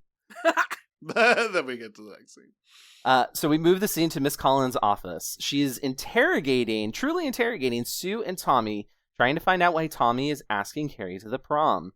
Neither of these teenagers have very substantial reasons, although Sue's is the most coherent. She feels bad for Carrie and wants to do something nice for her. Have her join in some sort of social event. Get out, meet people, talk to people. Seems pretty nice. Miss Collins asks Tommy if he'll feel ridiculous walking into the prom with Carrie White. Sue says that they don't care if they look ridiculous, but Tommy doesn't answer. Sorry to interrupt you, but queen behavior from Sue. She was like, my man doesn't talk. I will speak for him. Love it. Love that gender role reversal. Sue is a hero of our time. I do agree. Tommy goes to Carrie's house. Carrie tries to make him leave, especially because you can hear some gospel television happening in the background. But Tommy refuses unless Carrie says that she'll go to the prom with him. Amidst Margaret calling out for Carrie, Carrie eventually says yes, while after Tommy says that the reason he's asking is because Carrie liked his poem. Later that night, John Travolta, Chris, and John Travolta's buddies go to a slaughterhouse full of pigs. After fucking around a little bit and making jokes and then chickening out, John Travolta's friends back out, but John Travolta grabs the axe, jumps into the pen of pigs, and begins to slaughter a pig as Chris cheers him on. Yeah. Chris does not care that John Travolta is being a man with this axe. She is only thinking about Carrie and being like, I'm going to douse the love of my life in this pig's blood. She's going to be wet for me. Chris, who's obsessed with Carrie. Mm-hmm. Yeah, that's gay. the dialogue she says in that scene, if you're actually paying attention. It's right there. Yeah. You had to have the captions on. Turn on the captions, people. Good Lord. Yeah, you missed so much. What are you doing? It's 2025. You've got to put the subtitles on. When they were walking by this like mural of pigs, I had to pause and do a double take because I genuinely thought this was the painting named A Pair of Pigs by Artist Unknown that you have seen in memes of Brother, May I Have Some Oats? It is not, but I guess pigs only come in so many shapes, so I don't know why I was so surprised. I genuinely thought it was those pigs. I love that. I hadn't thought of that before I saw that picture in the notes, and I laughed so hard at that also. I did too. Yeah. When I watched the movie a second time, I was like rolling when I saw those pigs. Brother, may I have some oats? I'm really glad you said that because you are an English major, so you know what those fucking symbols above The letters umlauts? mean. Yeah, I have no idea. Yeah. I have Great. nothing. I got it actually just from studying German to Duolingo. Oh. I do Sorry. remember being taught about how umlauts work and like phonetic pronunciation though. So I'm doing my best here. Sorry to our German and Amsterdam listeners. I know that that's part of your alphabet. My bad. Yeah, apologies to any of our German listeners who are like, that's not how you pronounce the umlaut, idiot. Come on the podcast, Germans. So let's talk about this scene in Miss Collins' office. I think I appreciate what Miss Collins is doing. Because if I were a bullied kid, and I was occasionally bullied, I would want the teenager to fucking I would want the teacher to fucking grill those teenagers who bullied me. And I would want them to, like, throw the hammer down on them. But here's the thing. I think Miss Collins betrays some of her feelings about Carrie when she asks Tommy if he'll feel ridiculous walking into the prom with her. Right. Now, I think perhaps you can make the argument that she is positing that question because she assumes that Tommy is going to be embarrassed walking in because Carrie is Carrie. Now, I don't know for sure if Miss Collins thinks that Carrie is a ridiculous, pathetic person, but I do think it does betray something that is a question that she wanted to ask Tommy specifically and not Sue and Tommy. Right. Yeah, it's a really great point. And like you're right, and like clearly, even though she is very protective over Carrie now, like I still don't think that she likes her very much. No, I don't think so either. And that's something that happens with teachers too.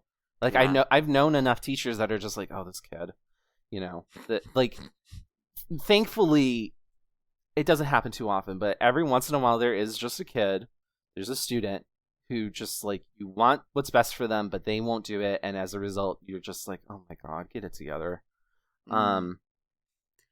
So yeah, I think that's Carrie to Miss Collins. I will say that like the hard cut between her very gently talking to Carrie and like trying to like lift her up to in her office giving Sue and Tommy like the nth degree, that also made me laugh really hard. Yeah, I love a smash cut. I do too. I know, and like for me, because I thought that Sue was in on it when I was watching the scene, like in her like grilling Sue specifically, and like Tommy's also there. He's not saying anything, but he's fine. He's just doing whatever his girlfriend wanted him to do. In very much the same way that John Travolta is doing whatever Chris wants him to do. Like, to me, when I watched that scene, and like, at least the first time before, like, Sue's motives became in question to me, her being like, I know that you are doing something wrong. I need you to admit it so, like, we can change this. Like, took a really... It's like that conversation is very different if you think Sue is in the wrong and, like, setting Carrie up for failure versus if you think that she's genuinely trying to help Carrie. Yeah. Yeah. And I think Marilee, I honestly love that. I think that's a great pull. And you have made me realize something. Mm-hmm. There is not a single man in this film who has agency. No. I love it. We have too many men doing things in other genres. Let like, ladies have Carrie. This is like the Bechdel final exam. Not even just the Bechdel test. This is like the final. I only watch films where men have no agency. Yeah. So, I'm so sorry. We're like doing a little corner here, but you've activated my trap card. Because we're gonna have to talk about the Bechdel test now. I think it's really important if you're ever mentioning the Bechdel test, to remember a couple of things. First and foremost, it is the Bechdel-Wallace test. Alison Bechdel, who created the comic strip that became famous with the Bechdel test in it, has said that they want it to be referred to as the Bechdel-Wallace test to make sure to honor the co-creator, Liz Wallace, who the comic strip that popularized this test is a conversation between the two of them. So, like, you have to refer to it, or you should at least, if you're going to, like, honor the creator. It's the Bechdel-Wallace test. So this is my thing. Every time I see anybody talking about the Bechdel test, I immediately have to stop, be like, Bechdel-Wallace. You remember the black, like, lesbian at the center of the Bechdel test. Do you mean to tell me that calling it the Bechdel test is actually failing the Bechdel test? Bechdel-Wallace test? That's exactly correct, because that's you're fascinating. Only remembering Alison Bechdel instead of Liz Wallace. And the other thing that you should remember, like, a lot of people use the Bechdel-Wallace test to talk about, like, feminism in film, and that is definitely what people popularized the test to be.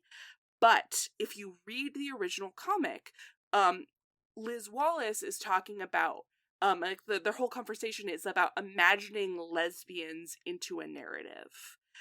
So they are imagining lesbians, and to do that, you have to have two women characters who are named, they're a character, who talk about something that's not a man.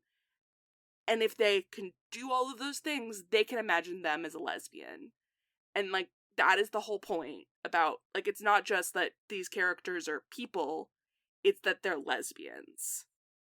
And nobody ever really remembers that. So, like, when you see all of those people who, like, try and quantify it, so, like, there are two characters who, like, talk for, like, it's like, some people try to say that the Bechdel-Wallace test is, like, two female characters who are named who talk to each other for, like, over 30 seconds or anything like that.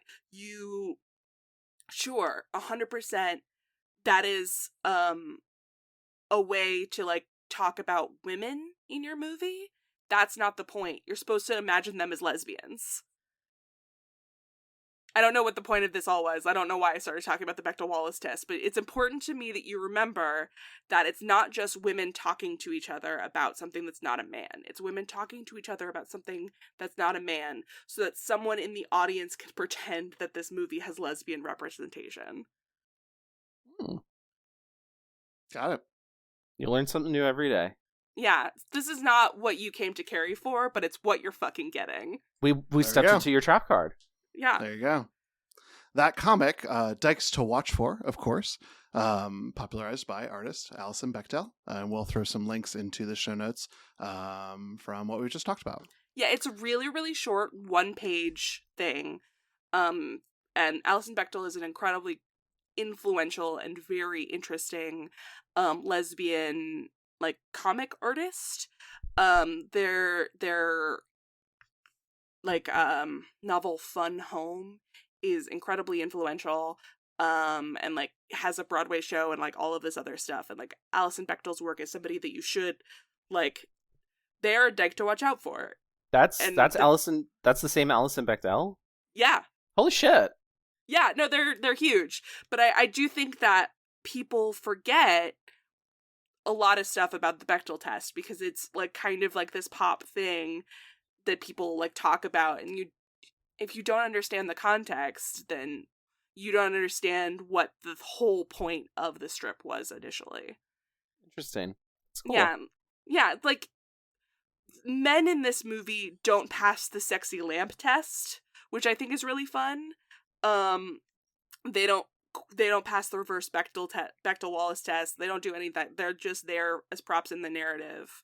And this is a movie you can't imagine lesbians about. So really, by every success, this movie is a success of the Bechdel-Wallace test. Fuck yeah. Which rhymed. Sorry. Well, two of those women are Carrie and Margaret. They are eating dinner as a storm rages outside. Carrie breaks the news that she's planning on going to the prom with Tommy, and Margaret tosses water onto her, extinguishing the candles as darkness surrounds them.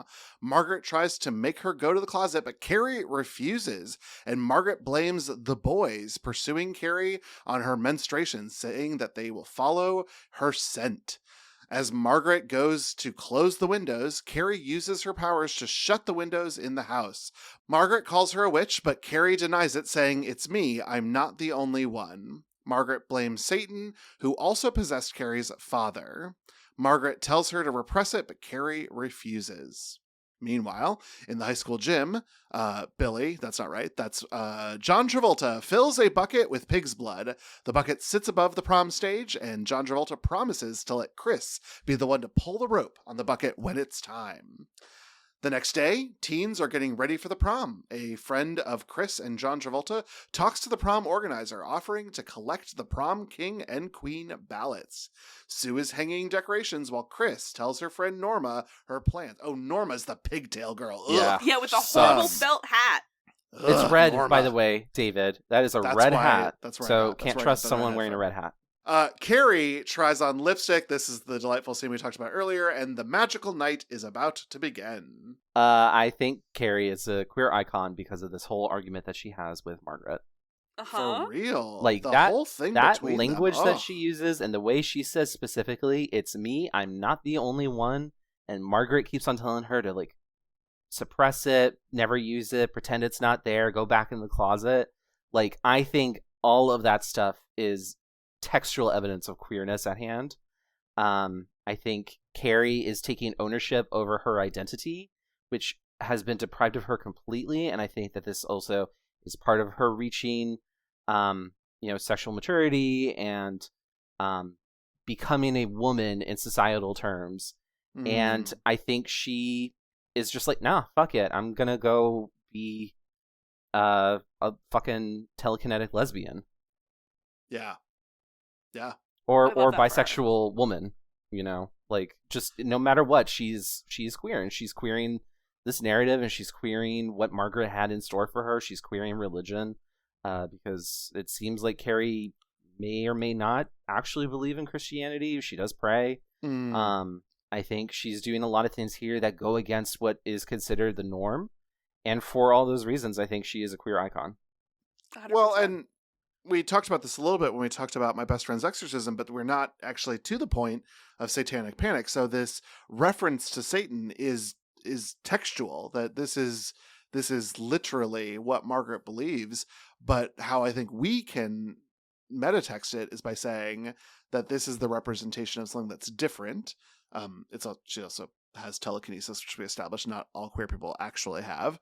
But like, to be different, which maybe means that her father was different, whether that's queer or an alcoholic or whatever, that is running between them. That is a shared similarity. And Margaret represents this system that's trying to oppress it and keep it down and call it evil and wrong. That's such a really great poll. Thank you so much. You guys are so smart and great, and I love You're that. so smart. You just explained the whole Bechdel-Wallace test to us. No, I just think my whole note about this whole scene where so much great stuff is going on was the soundtrack is so 70s. It really is. They also have a really fun little camera thing where Tommy is taking like his friends to go to prom for like they're renting their tuxes, and like the camera speeds up while they're just talking nonsense, and I thought that was also really funny. I wish they had done more. Yeah. Because that was a long conversation. It was only used once. It was only used in that little scene. It felt like I had gotten a bad version of Carrie. Right? It didn't feel right. Like I don't know. That stuck out like me. That stuck out to me. Mm-hmm. It to me, that scene of the boys with the tuxedo felt like something that could have been cut. Just overall. Just because, what is it really? Yeah, because it's not really adding anything to the plot. It's just more of like a funny reprieve. And I think it is amusing. I would have done a little bit more of the fast forward for longer, because that conversation just drags and they're just circling the same topic over and over. The ruffles. The ruffles, my God. Oh God, the ruffles. Also $10 for a tuxedo, goddamn. Yeah, just to rent it though. Just to rent it, like you wish. Yeah. Yeah. No, I think that was a little faulty, but I mean, I still loved everything else that was going on. I loved seeing all the teens putting stuff together. I loved seeing Carrie try on a lipstick. I would have appreciated getting to see her spend more time making her dress. Although what we do see is kind of critical to some plot stuff and some elements going on between Margaret and Carrie. Yeah, I just think like that was my only like sticking point with that, is just like, I get why De Palma chose to do this, and I get why the screenwriter the chose to do this, because everything from this point on is going to become deadly serious. And so having a little bit moment of levity is just kind of like the bye-bye, we're done with this type of movie now kind of thing. Yeah, for real. This is it. Point of no return on this one. Yeah. For fucking real. So that evening, Carrie is getting ready for prom. Margaret insists that Carrie stays home, picking her apart and bullying her. She sobs, telling Carrie, "They're all gonna laugh at you."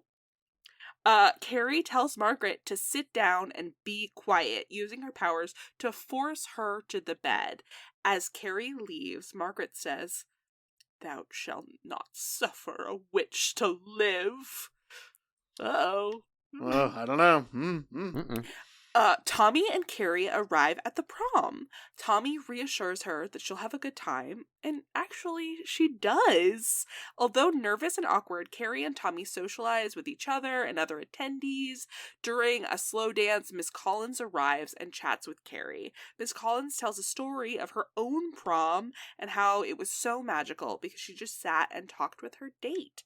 Carrie eventually admits to her that it's like being on Mars, and that she'll never forget this experience. Miss Collins leaves, and Carrie and Tommy chat. Carrie begins to open up more as Tommy seems to genuinely enjoy being with her.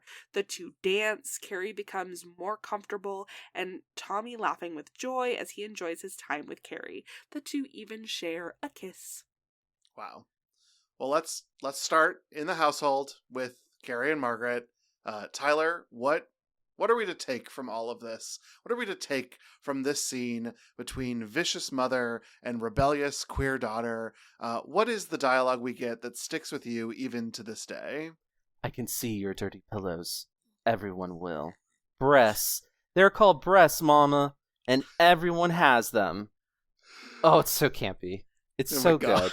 I love that we have such campy moments with Margaret, because Piper Laurie is such a dream. Like, she is just like the queen of like sinister campy performances. Because if you ever see her in the original run of Twin Peaks, she is such a horrible conniving bitch in there, and it's so pleasant to watch. Like, Piper Laurie, she was just so one of a kind in that way. But yeah, it's a very campy moment, but it is also like like, this whole scene is another piece of evidence showing that Carrie is very confident in who she is, at least standing up against her mother. So she's in the process of pushing that awful element out of her life, but then that awful element is also a religious fanatic with a lot of issues. Yeah. What do the rest of you think? I mean, I think it really amped up the tension because now we can sort of see it feels like at the beginning with the shit-eating kid who ate it off his bicycle as he should have, that Carrie was almost doing it unconsciously, that when exposed to such a terrible child and possessing any ability of psychic prowess, you would throw him off his bicycle because he deserves it. And that is almost reflexive. But now we see her using it intentionally and even using it to sort of enforce her will on her mother, which I think is a type of adulthood that we can also read into Carrie, that she's taking control of her environment and her circumstances. And that's part of sort of the narrative that we're talking about for Jan-TEEN-uary and what we're talking about when it comes to like queers coming out and coming into our own. And so I think there was a lot of great ore for us to mine here, not just awesome dialogue that I would play at a gay bar if I owned a gay bar. And like, we just showed scenes from old movies that were like intentionally or unintentionally camp. We need to have this be like a lip sync performance. Oh my God. Let's get the Boulay brothers on the phone. Boulay brothers, come on the pod. Oh my God. Margaret White would be an excellent Snatch Game character to play. Just oh my God. go in there, be religiously crazy, talk about pillows. You're done. Incredible work. I think that it's really interesting that as soon as Carrie like reads those books about like telekinesis and like discovers in herself that this is normal and fine, like immediately she's in control of her powers and like never really has an issue with it until like the very end when the house comes apart. 'Cause from that point forward, every time you see Carrie use her powers, it is very intentionally. And I think that that is a fun little note. You know, actually, that is such a great point because she's also saying, like, not only am I in control and I am the one doing this, she also reads in those books that other people have this too. So she's also saying, I'm part of a community that exists. And isn't that one of the reasons why, like, queer people feel, you know, like us feel more comfortable and confident is because we know that there is a community like us out there. And so we know people, we can be part of this group, and we know that there's safety in that. So yeah. I think that's wonderful. I like that a lot. And it's just, I think it's important to see that as soon as Carrie knows that, like, what's going on and like has that knowledge that's been denied her whole life, like with menstruating, as soon as she has that, she's able to like be more confident. And I just think that is a interesting thing to think about. Definitely. I also think that the scene in the prom with Miss Collins is really sweet. Miss Collins, I'm sure, is just happy that Carrie took her advice. No, Miss Collins, get a life, go home. Yeah, maybe get a job. Leave these kids alone. Listen, I don't mean to be reductive, but maybe you should have put out a prom so you have something to do tonight. Because don't be at this kid's prom. Like, go home. Get out of here. I don't know. I think it's nice. Yeah, she's a chaperone. She is cock blocking my girl Carrie from getting down with Tommy. Like, let her be. You talk about how great it was to talk to your date, but you're here interrupting. You know what wasn't part of her story? My gym teacher came and really ruined the mood. Get out of here. Brutal. Get out of here. No, I actually thought it was nice. It was this sort of beautiful moment of like mentorship. I think that we're meant to interpret Miss Collins as a good guy, right? Yeah. I think so. Okay. Especially now. I think it's more questionable some of her other stuff, but especially in this scene, I think it's pretty by cool. now. Yeah. Yeah. She's on the hero side, which I think then also sets up what happens to her really nicely. Yeah.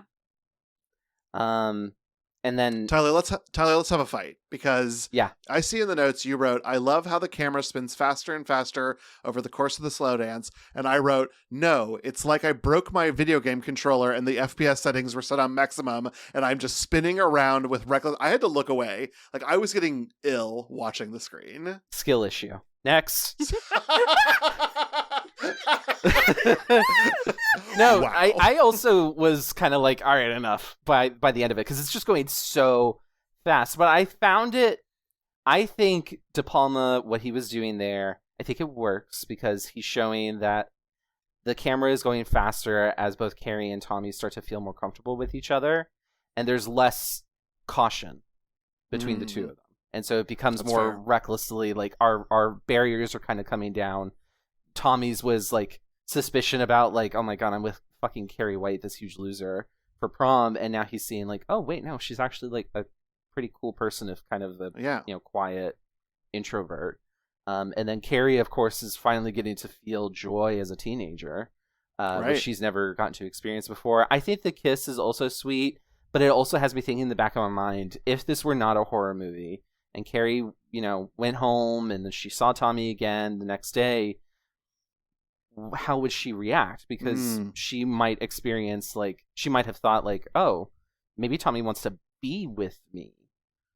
And then Tommy is more like, I kind of just want to be friends. The kiss was just kind of in the moment. Like, and then what would that have done to Carrie? And that's why I think earlier when I said that Sue's idea was not a good one, this is kind of what I was thinking. Because I think she has the teenager mentality of like, well, I'll give her a nice night and she'll be with the coolest boy in school and blah, blah, blah.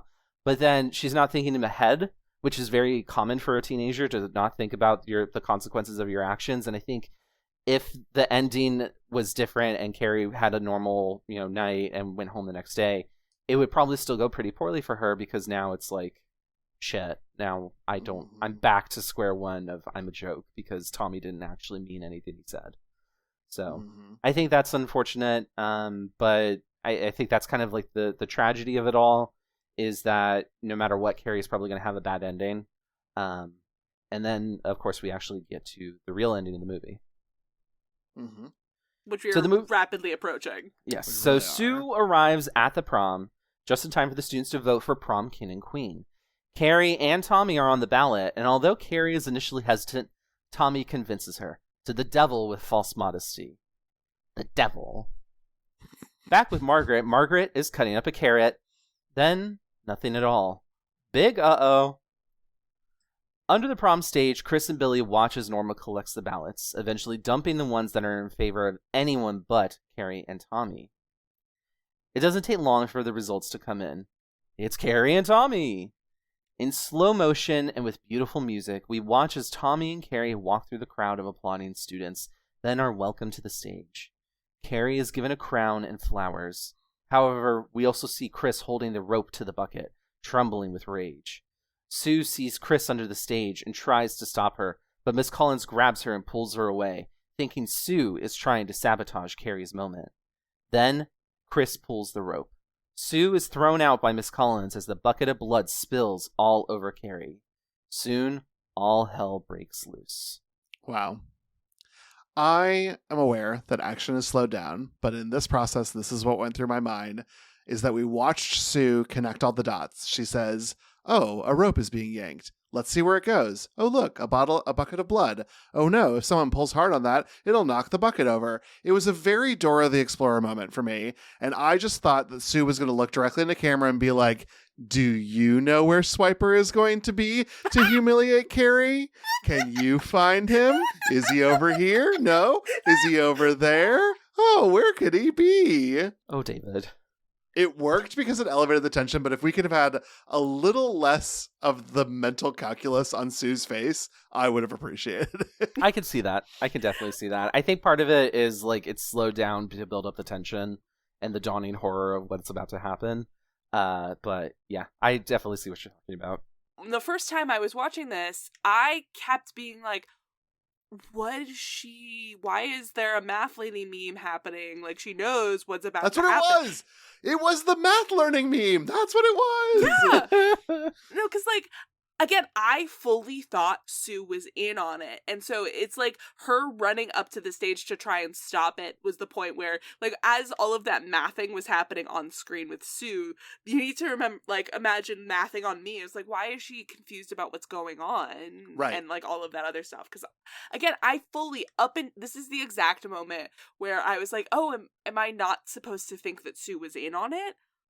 I've pondered this whole time, and I think that you're right. I think that we're not supposed to imagine that Sue was in on it. Right. In which case, Brian De Palma, you needed to, like, probably there was something cut from the books that just didn't make it into the adaptation as to how Chris knew about what Sue was planning. Like, yeah. I think maybe there was something, like, she overheard, or maybe even, like, Sue talked to Chris about it, which, why would you do that? Or even, like, cut the stupid tuxedo scene and throw a scene of Chris being like, Sue, we should be really kind to Carrie and get her a date for the prom. Don't you think that would be a good idea? Yeah, Evil and, like, wink to the camera, poem yeah. scene where everybody knows that, like, Carrie has some sort of feelings towards Tommy, like, if they had included something like that, I think the movie overall would have made more sense to me specifically, Right. because I think I'm the only person in the history of the world who has the problem. I don't think you are. I think if you read contemporary and modern reviews of this, you are not alone, Marilee. Mm-hmm. Okay, great, because I felt like I had missed something when this was going on. Like, I truly felt like when I watched it again, I was like, I've been trying to track this. I have no idea how I'm supposed to feel about Sue, about, like, the prank. I do think we're supposed to think that she's not in on it. I wish that we had gotten a scene explaining that, and also why she was going to the prom after. I think that you're right. It must have been, like, she wanted to see something rather, like, maybe it was her idea to get, like, the prom thing happening. And, like, again, if, like, Chris could co-opt that in some way, it would have been fantastic to see. But I was math ladying, and I need you to know that. I think this is all just the tragedy is coming together. It's just now a domino effect. It's like the ballot has Carrie and Tommy on it. Tommy is just like, yeah, let's do it. Fuck it, Let's have our moment of joy. Let's just, and it's ruined. It becomes a bad time. When between this scene and the next one do we talk about the blood itself? Because I know we talked about it at the top, but I want to give the blood some time. Let's talk about the blood now, because this is like the bucket of blood has spilled all over Carrie, and now she's about to snap. Yeah. I mean, of course, we know this from Scream. This is corn syrup. It's the same thing they used for pig's blood and Carrie. That is the famous line from one of the gay dudes. John Travolta. So I want to talk about how good it looks. It's just very good looking blood. It's very, very, it's viscous. It looks like it smells. It has something in it that's not just liquid, which I think was an important and smart choice. It's the right amount of thickness. It's the right amount of holding the light from the camera and the lights on the stage. It's very, very good blood. Mm-hmm. In the Plug It Up podcast, I did no research on this, so I'm 100% taking them at their word. And if this is not true, I did no research, blame it on them. But they said that this filming of that scene between when the blood is dumped on Carrie to when she washes it off took about 3 days. And so Sissy Spacek, I don't know if I'm saying that name right. Sissy Spacek, yeah. Okay, but she slept in the makeup so that, like, when she went to set the next day, they could repaint it on exactly as it was. Wow.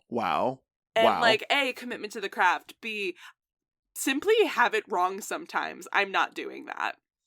I would not have noticed that. I Yikes. would not have noticed the very, very minute differences. Oh my goodness. Oh no. Yeah, no, like, that changed, because I watched the movie, I listened to that podcast and then I watched it again in preparation for this, changed how I viewed the scene. I kept being like, okay, but like you could have done this in one day, right? Like you didn't have to have her in blood the whole time. Oh. Oh no, I don't like that. Ooh. Yeah, but it's really good blood. It does look good. Really it does blood. look good. Looks good. Well, blood now spilled. The empty bucket falls and hits Tommy over the head, knocking him out. That's a serious wrap on Tommy. Miss Collins and others begin to carry Tommy away, but Carrie is in shock. While only a few students appear to laugh, Carrie sees a kaleidoscope whirl of students and even teachers like Miss Collins laughing at her, just as Margaret said they would. And this causes Carrie to snap. In multiple frames depicting concurrent events, we see Carrie shut all the doors and shut off all the lights except for a single red one. People try to escape, but Carrie controls a fire hose and sprays them onto tables and chairs. Norma is blown into a table by the hose and killed. Rest in death, bitch. The principal and teacher who mocked Carrie earlier are electrocuted by the microphone. A whole scene turns to chaos as people get trampled and crushed. The group drops Tommy, and Miss Collins, realizing that somehow Carrie is controlling all of this, is impaled by falling decor. The backdrop goes up in a fiery blaze. Slowly, Carrie walks out of the gym as the remaining high schoolers burn to death. Carrie walks down a street, and Chris attempts to run her over in her car, but Carrie uses her power to throw the car aside, which explodes in a fiery blaze, killing Chris and John Travolta. Eventually, Carrie makes it home, which is lit by hundreds of candles, and she cleans the blood off of herself. I'm so sorry, Tommy. You are not getting your deposit back on that rental, I'm afraid. No. You also dead. Also, series wrap on John Travolta, everybody. Yeah, couldn't happen soon enough. Loved seeing that car flip over. Carrie did nothing wrong there. The prom, I think innocence died. The car thing, no. Kill them both. Yeah. The prom scene itself was like a big surprise because, again, I had seen the movie, but it had been a while. It was on cable. Maybe I wasn't paying attention. When watching the prom scene with intent this time, and I saw, like, it was just basically like Shitty Hat who was laughing, maybe a couple other like bad actors, right. like John Travolta's friends, but everybody else is standing there horrified. Right. And then it goes to like the kaleidoscope vision where Carrie is imagining everybody laughing at her as opposed to the reality. That got to me. Like, I don't think that has made into the pop culture awareness of Carrie, and I think that's a shame because that kind of really changed how the scene hit for me. Yeah, because it feels tragic for Carrie. Like, it's just like a couple people who are being really shitty, but most people are standing there horrified that this has happened. Like, this was not like a thing where the whole school was in on the joke, which is what I think that people remember about it, as opposed to a couple really shitty people. Yeah, I mean, she literally sees red. I mean, she is like blinded by rage to the point that like she cannot discern reality from this echoing voice of her mother, who has been such a powerful presence in her life. And now when she is at her most vulnerable and attacked, even though she had this queer strength that she had built up, when she is suddenly needing help and support, the only thing she can pull is this terrorist who ruled her life with heteronormativity, and that's what sends her into this rage. It's really very sad. I will say it's not just her mother saying they're all gonna laugh at you, it's also the principal saying so sorry, Cassie, and all the girls saying plug it up. So it's really just kind of like every single person who demeaned her, bullied her, didn't give her authority, didn't respect her autonomy, didn't respect her identity. Every single, like, I think terrorist is actually a very apropos term to use here because they all terrorized her. And, you know, that look of horror on Sissy Spacek's face, like, God, she really did deserve the Oscar nomination because just like that's such a powerful look on her face before she then snaps and then just goes into like rage mode instant with kill. the wide eyes and everything. Like, that is such an iconic like movie, like monstrous feminine appearance is her doing that face. And it's interesting because I don't ascribe this to being the conscious control of her power. And I think that if we were to look back with only this in mind, I think when she forces her mother to stay on the bed, we don't get the wide eyes. Well, I think we get the strings, but I don't think we get the wide eyes. And there's a certain visual imagery to the wide eyes that is not just I'm using my power, but it's that I'm using my power kind of out of control. Yeah, no, she only really seems to return to her senses when she gets home. Yeah. Because otherwise she seems to be in kind of like a fugue state. Yeah. Mm-hmm. Yeah.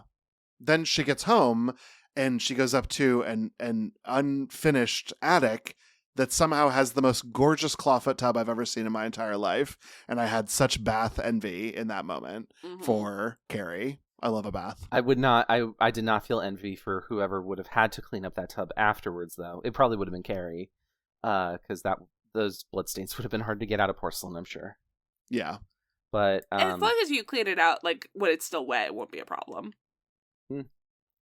But yeah, I think, like, what do you think of this scene, y'all? Like, this is it. This is like the climax. This is famous for a reason. Yeah, it was great. I loved all the chaos. I loved all the fear. I wasn't scared by this part, and maybe it's because I knew because this is so well referenced and parodied. The fire hose was a surprise, but it wasn't scary, and because I wanted her to die so much, I was really happy that the fire hose took out that bitch whose name I've already forgotten. Did we have a name for her? I just kept calling her Felt Hat. Norma. Oh, right. Ugh, actually, kind of like there's several references to Psycho in this movie. I didn't even notice it, but Norma is one, if that is not her name in the book. The high school is called Bates High School, and then of course we have the Psycho strings that play whenever Carrie uses her power. Wow, it all just comes back together. Yeah. I mean, if you think about it, this does kind of follow that legacy of Psycho. And that you have 100%, a uber controlling mother who is terrorizing her child, and then the child is aligned with the mother in some way. And in her rage moment, Carrie, I think, is fulfilling the nightmare that her mother. Hey, take it to 11. If you're listening to the podcast, Mike Flanagan, have Carrie do a heist of a bake sale before going on this rage vendetta, and just really live the Marion Crane of this all. It would be beautiful. I would love it. Someone should steal something. That's all I'm saying. Heist never gonna hurt, so I'm into it. That's what it is. And great stuff. Carrie finishes her bath and cries into Margaret's arms. Margaret, however, seems detached. She tells the story of Carrie's conception, which is implied to have been through sex that may or may not have been consensual. Margaret then stabs Carrie in the back as they pray. Carrie tumbles down the stairs, and Margaret descends with the knife held aloft. As Margaret goes in for the killing stab, Carrie uses her powers to skewer her mother with an assortment of kitchen knives and cookware. Margaret's dying noises are prolonged and erotic, and she eventually dies, resembling the statue of Saint Sebastian. Carrie tears a knife out of the way that was keeping Margaret's body upright. Suddenly, the house begins to collapse. She pulls Margaret's body into the prayer closet, embracing her as the house burns and falls apart. The house sinks into the earth, with Carrie's body going along with it. On a sunny day at the Snell house, Sue rests uneasily in bed. Mrs. Snell answers the phone, explaining to the person on the other end that Sue is fine, but sleeping too much. We see Sue walk down a sidewalk with flowers towards the remains of Carrie's house. The lot is nothing but rocks. A for sale sign on the lot has been defaced with graffiti that says, "Carrie White burns in hell." As Sue lays down the flowers, Carrie's arm reaches up and grabs Sue, who begins screaming in terror. Suddenly it's revealed that Sue was dreaming, and Mrs. Snell grabs her daughter on the arm as Sue screams and cries until the movie ends. Yeah, I could even see it coming, but Carrie reaching out of the earth to grab Sue did scare me. That was my genuine scare of the film. It's that feeling of like a dreamy sort of vibe, and everything is calm, and there's this beautiful angelic music playing, and then it's all disrupted by the nightmare. And De Palma really loved doing that in this movie. I think it was the music coming up so loud that really like sank it into me. It wasn't. Yeah. I loved Margaret making the sign of the cross with the knife as she was coming down. Yeah. Another delightfully campy moment. I think also it's worth pointing out that Margaret's dying noises do sound very erotic. She seems to be very sex repulsed is probably like the best term to describe it. It seems to potentially have been trauma induced as well, or it could have been going on long before that. It sounds, based off of what Margaret says, like she and her husband had sex once, potentially consensually, non-consensually, I don't know, and then they promised to never do it again, and then they were good, and then her husband went to the roadhouse, got drunk, came back, and wanted to do it again, and they tried to pray, and then it sounds like he may have engaged with sex with her, but then Margaret says that she liked it, so it's kind of like a little bit of a gray area in terms of what's going on there, but Margaret ends up becoming the person that she is after Carrie is born as a result, and she even says, like, I should have given you to God. Like, there's quite a lot that's messed up with Margaret that's going on there for a variety of reasons. What was your read on I should have given you to God? That I read it as an abortion. I don't know. I kind of assumed she just meant like I was going to leave you somewhere, like in a field, or just killed you outright. Like, I don't think that. Yeah, I don't think that she would have had an abortion, because that's not, but like killing the baby after it's born, I think would be more in line with what I would expect from Mrs. White. Yeah, just because, like, again, that kind of plays into like Old Testament sort of stuff, and she seems to believe more in Old Testament God than New Testament, where it's vengeance and all that good stuff. So, Margaret, very interesting kind of character. There's a lot going on with her. I think she could probably, David, maybe you want to talk about her on You, My Mother someday, because there's just oh my god, there's just a lot going on with Margaret that I think could be expanded on and divulged into and explored, because there's just a lot of stuff happening in that woman's brain. But then she eventually ends up dying. And resembles that statue of Saint Sebastian.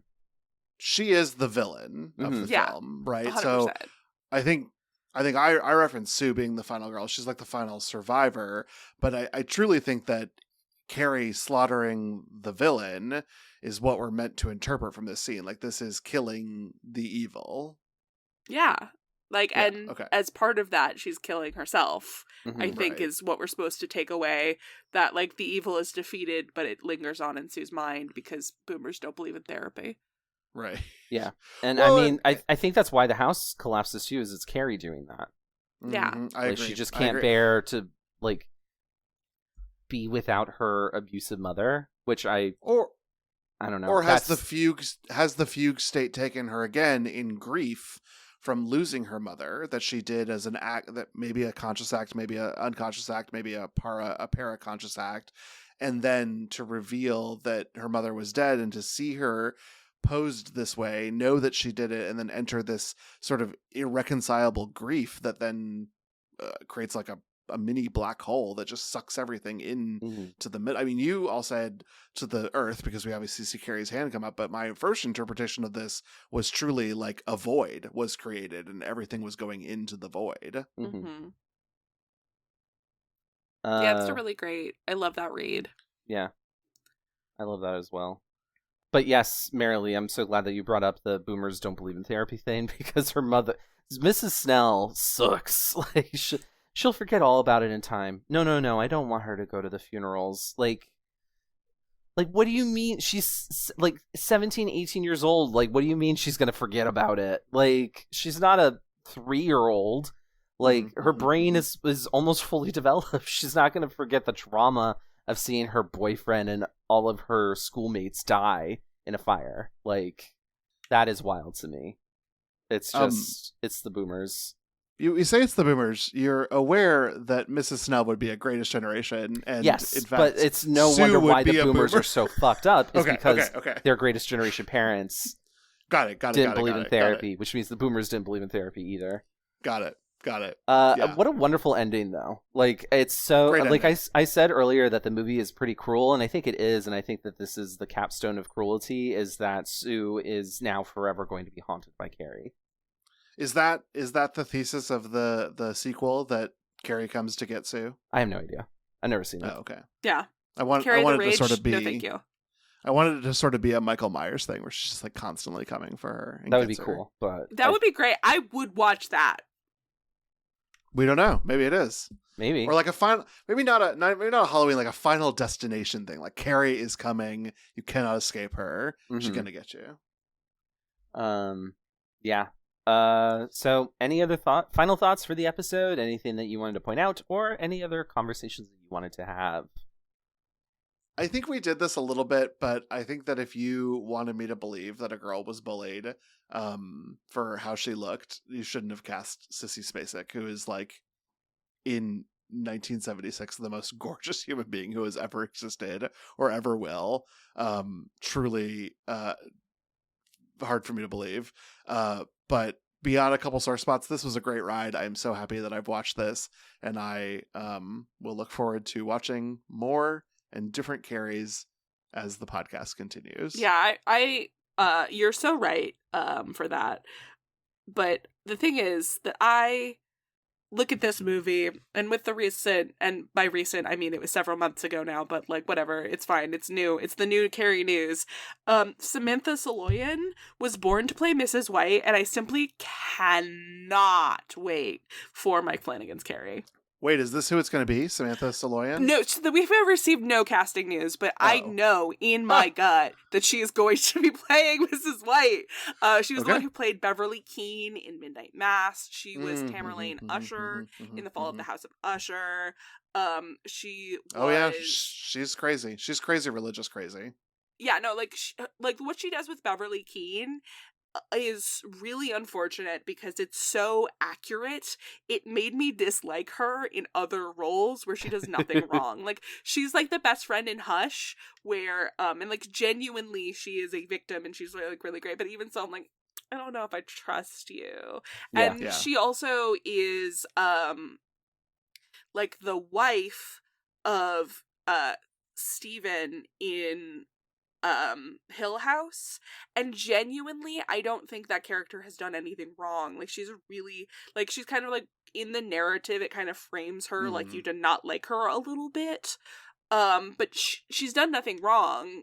And like, because of how well she played Beverly Keene, it has tainted that character a little bit, because it was so rough. She does such a good job. She's gonna eat Margaret White alive. I can't wait to see it. Well, she didn't do nothing wrong. She married Steven, so Ooh, burn, girl. interesting. And I will just say, if you're looking for a kind of campy English teacher to make fun of a poem, Rahu Kali is right there. Put him in. Yeah. Put him in, coach. Yeah. Put him in. He's in, coach. We think Or that hey, Kate... listen, I'm usually against it, but de-age makeup and AI tech is, I hate it, but AI tech his face and make him John Travolta. I would buy it. I would buy it. I would buy it. Oh boy. I don't need more John Travolta. No. I think I'm good. No. I think the only movie I've ever seen with John Travolta in it where I wasn't like, John Travolta is honestly just Pulp Fiction, because I think that's like his only really great role. Wow. He's in Face Off. I've never seen Face Off. Oh, fair enough. Yeah. Isn't he playing Nicolas Cage in that? You're right. No one's talking. No one's talking, and I need listeners to know that it was not an error with your podcast listening device. Wow. All right. Well, see how it feels? See how it feels to make a good joke and not get the feedback you deserve? Yeah. I smiled at that. I was like, very fun. Like, I was giving a facial reaction, but it was not for the audience to hear. It was just for Tyler. Yeah, and then David Oh, is mean bless. about it.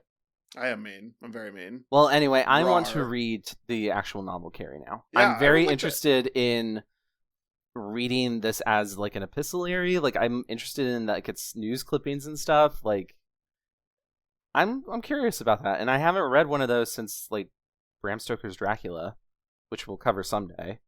But yeah, I don't know. I think it'd be a bit of a fun read, although probably very offensive because it was written in 1975 by Stephen King, whom By I Stephen love, King. but like Christ alive, my man, he has said some words. Yeah, I have also read enough Stephen King that I know that writing for a overweight character is not going to be my most favorite experience. nope. Yeah. So Anyone that's but just non-thin could be and fun. a man gonna have problems. Yeah, he was like, Jerry O'Connell is so fat. He's so fat in Stand By Me. He's the fattest fat kid ever. Fat. Yeah. Like, it's Jerry O'Connell. Calm down. Same thing with It. Like, this kid is so fat. Oh my god. Ugh. Yeah. Good book, well, though. This was a lot of fun. This was a lot of fun. I loved Shocking Carrie. I'm glad we got another classic under our belts. I think this is our first Stephen King as well. Oh. Yeah. Well, great. It won't be our last. It will not be No. our last. It will not be our last. So thank you so much for listening to this episode. Please remember to rate, review, and subscribe wherever you get your podcasts. We promise you won't look ridiculous when you follow us on social media. You can find us at Fear Coded Pod on Instagram and Blue Sky. This podcast is a proud part of the Glitterjaw Queer Podcast Collective. If you'd like to listen to more queer media podcasts, you can check out the full roster of Glitterjaw shows at glitterjaw.com. And join us next week as we continue Jan-TEEN-uary with adults behaving badly in the episode Band Candy from the classic series Buffy the Vampire Slayer. Who wrote this copy? I gotta go. Classic series that you can watch on Nick at Night. Who wrote this? It's oh my old, David. goodness. It's old. It came out in the 90s. Well, until then, I say to one specific person, goodbye. Bye, everybody. Bye, everybody. This might be the last time I'm on the show.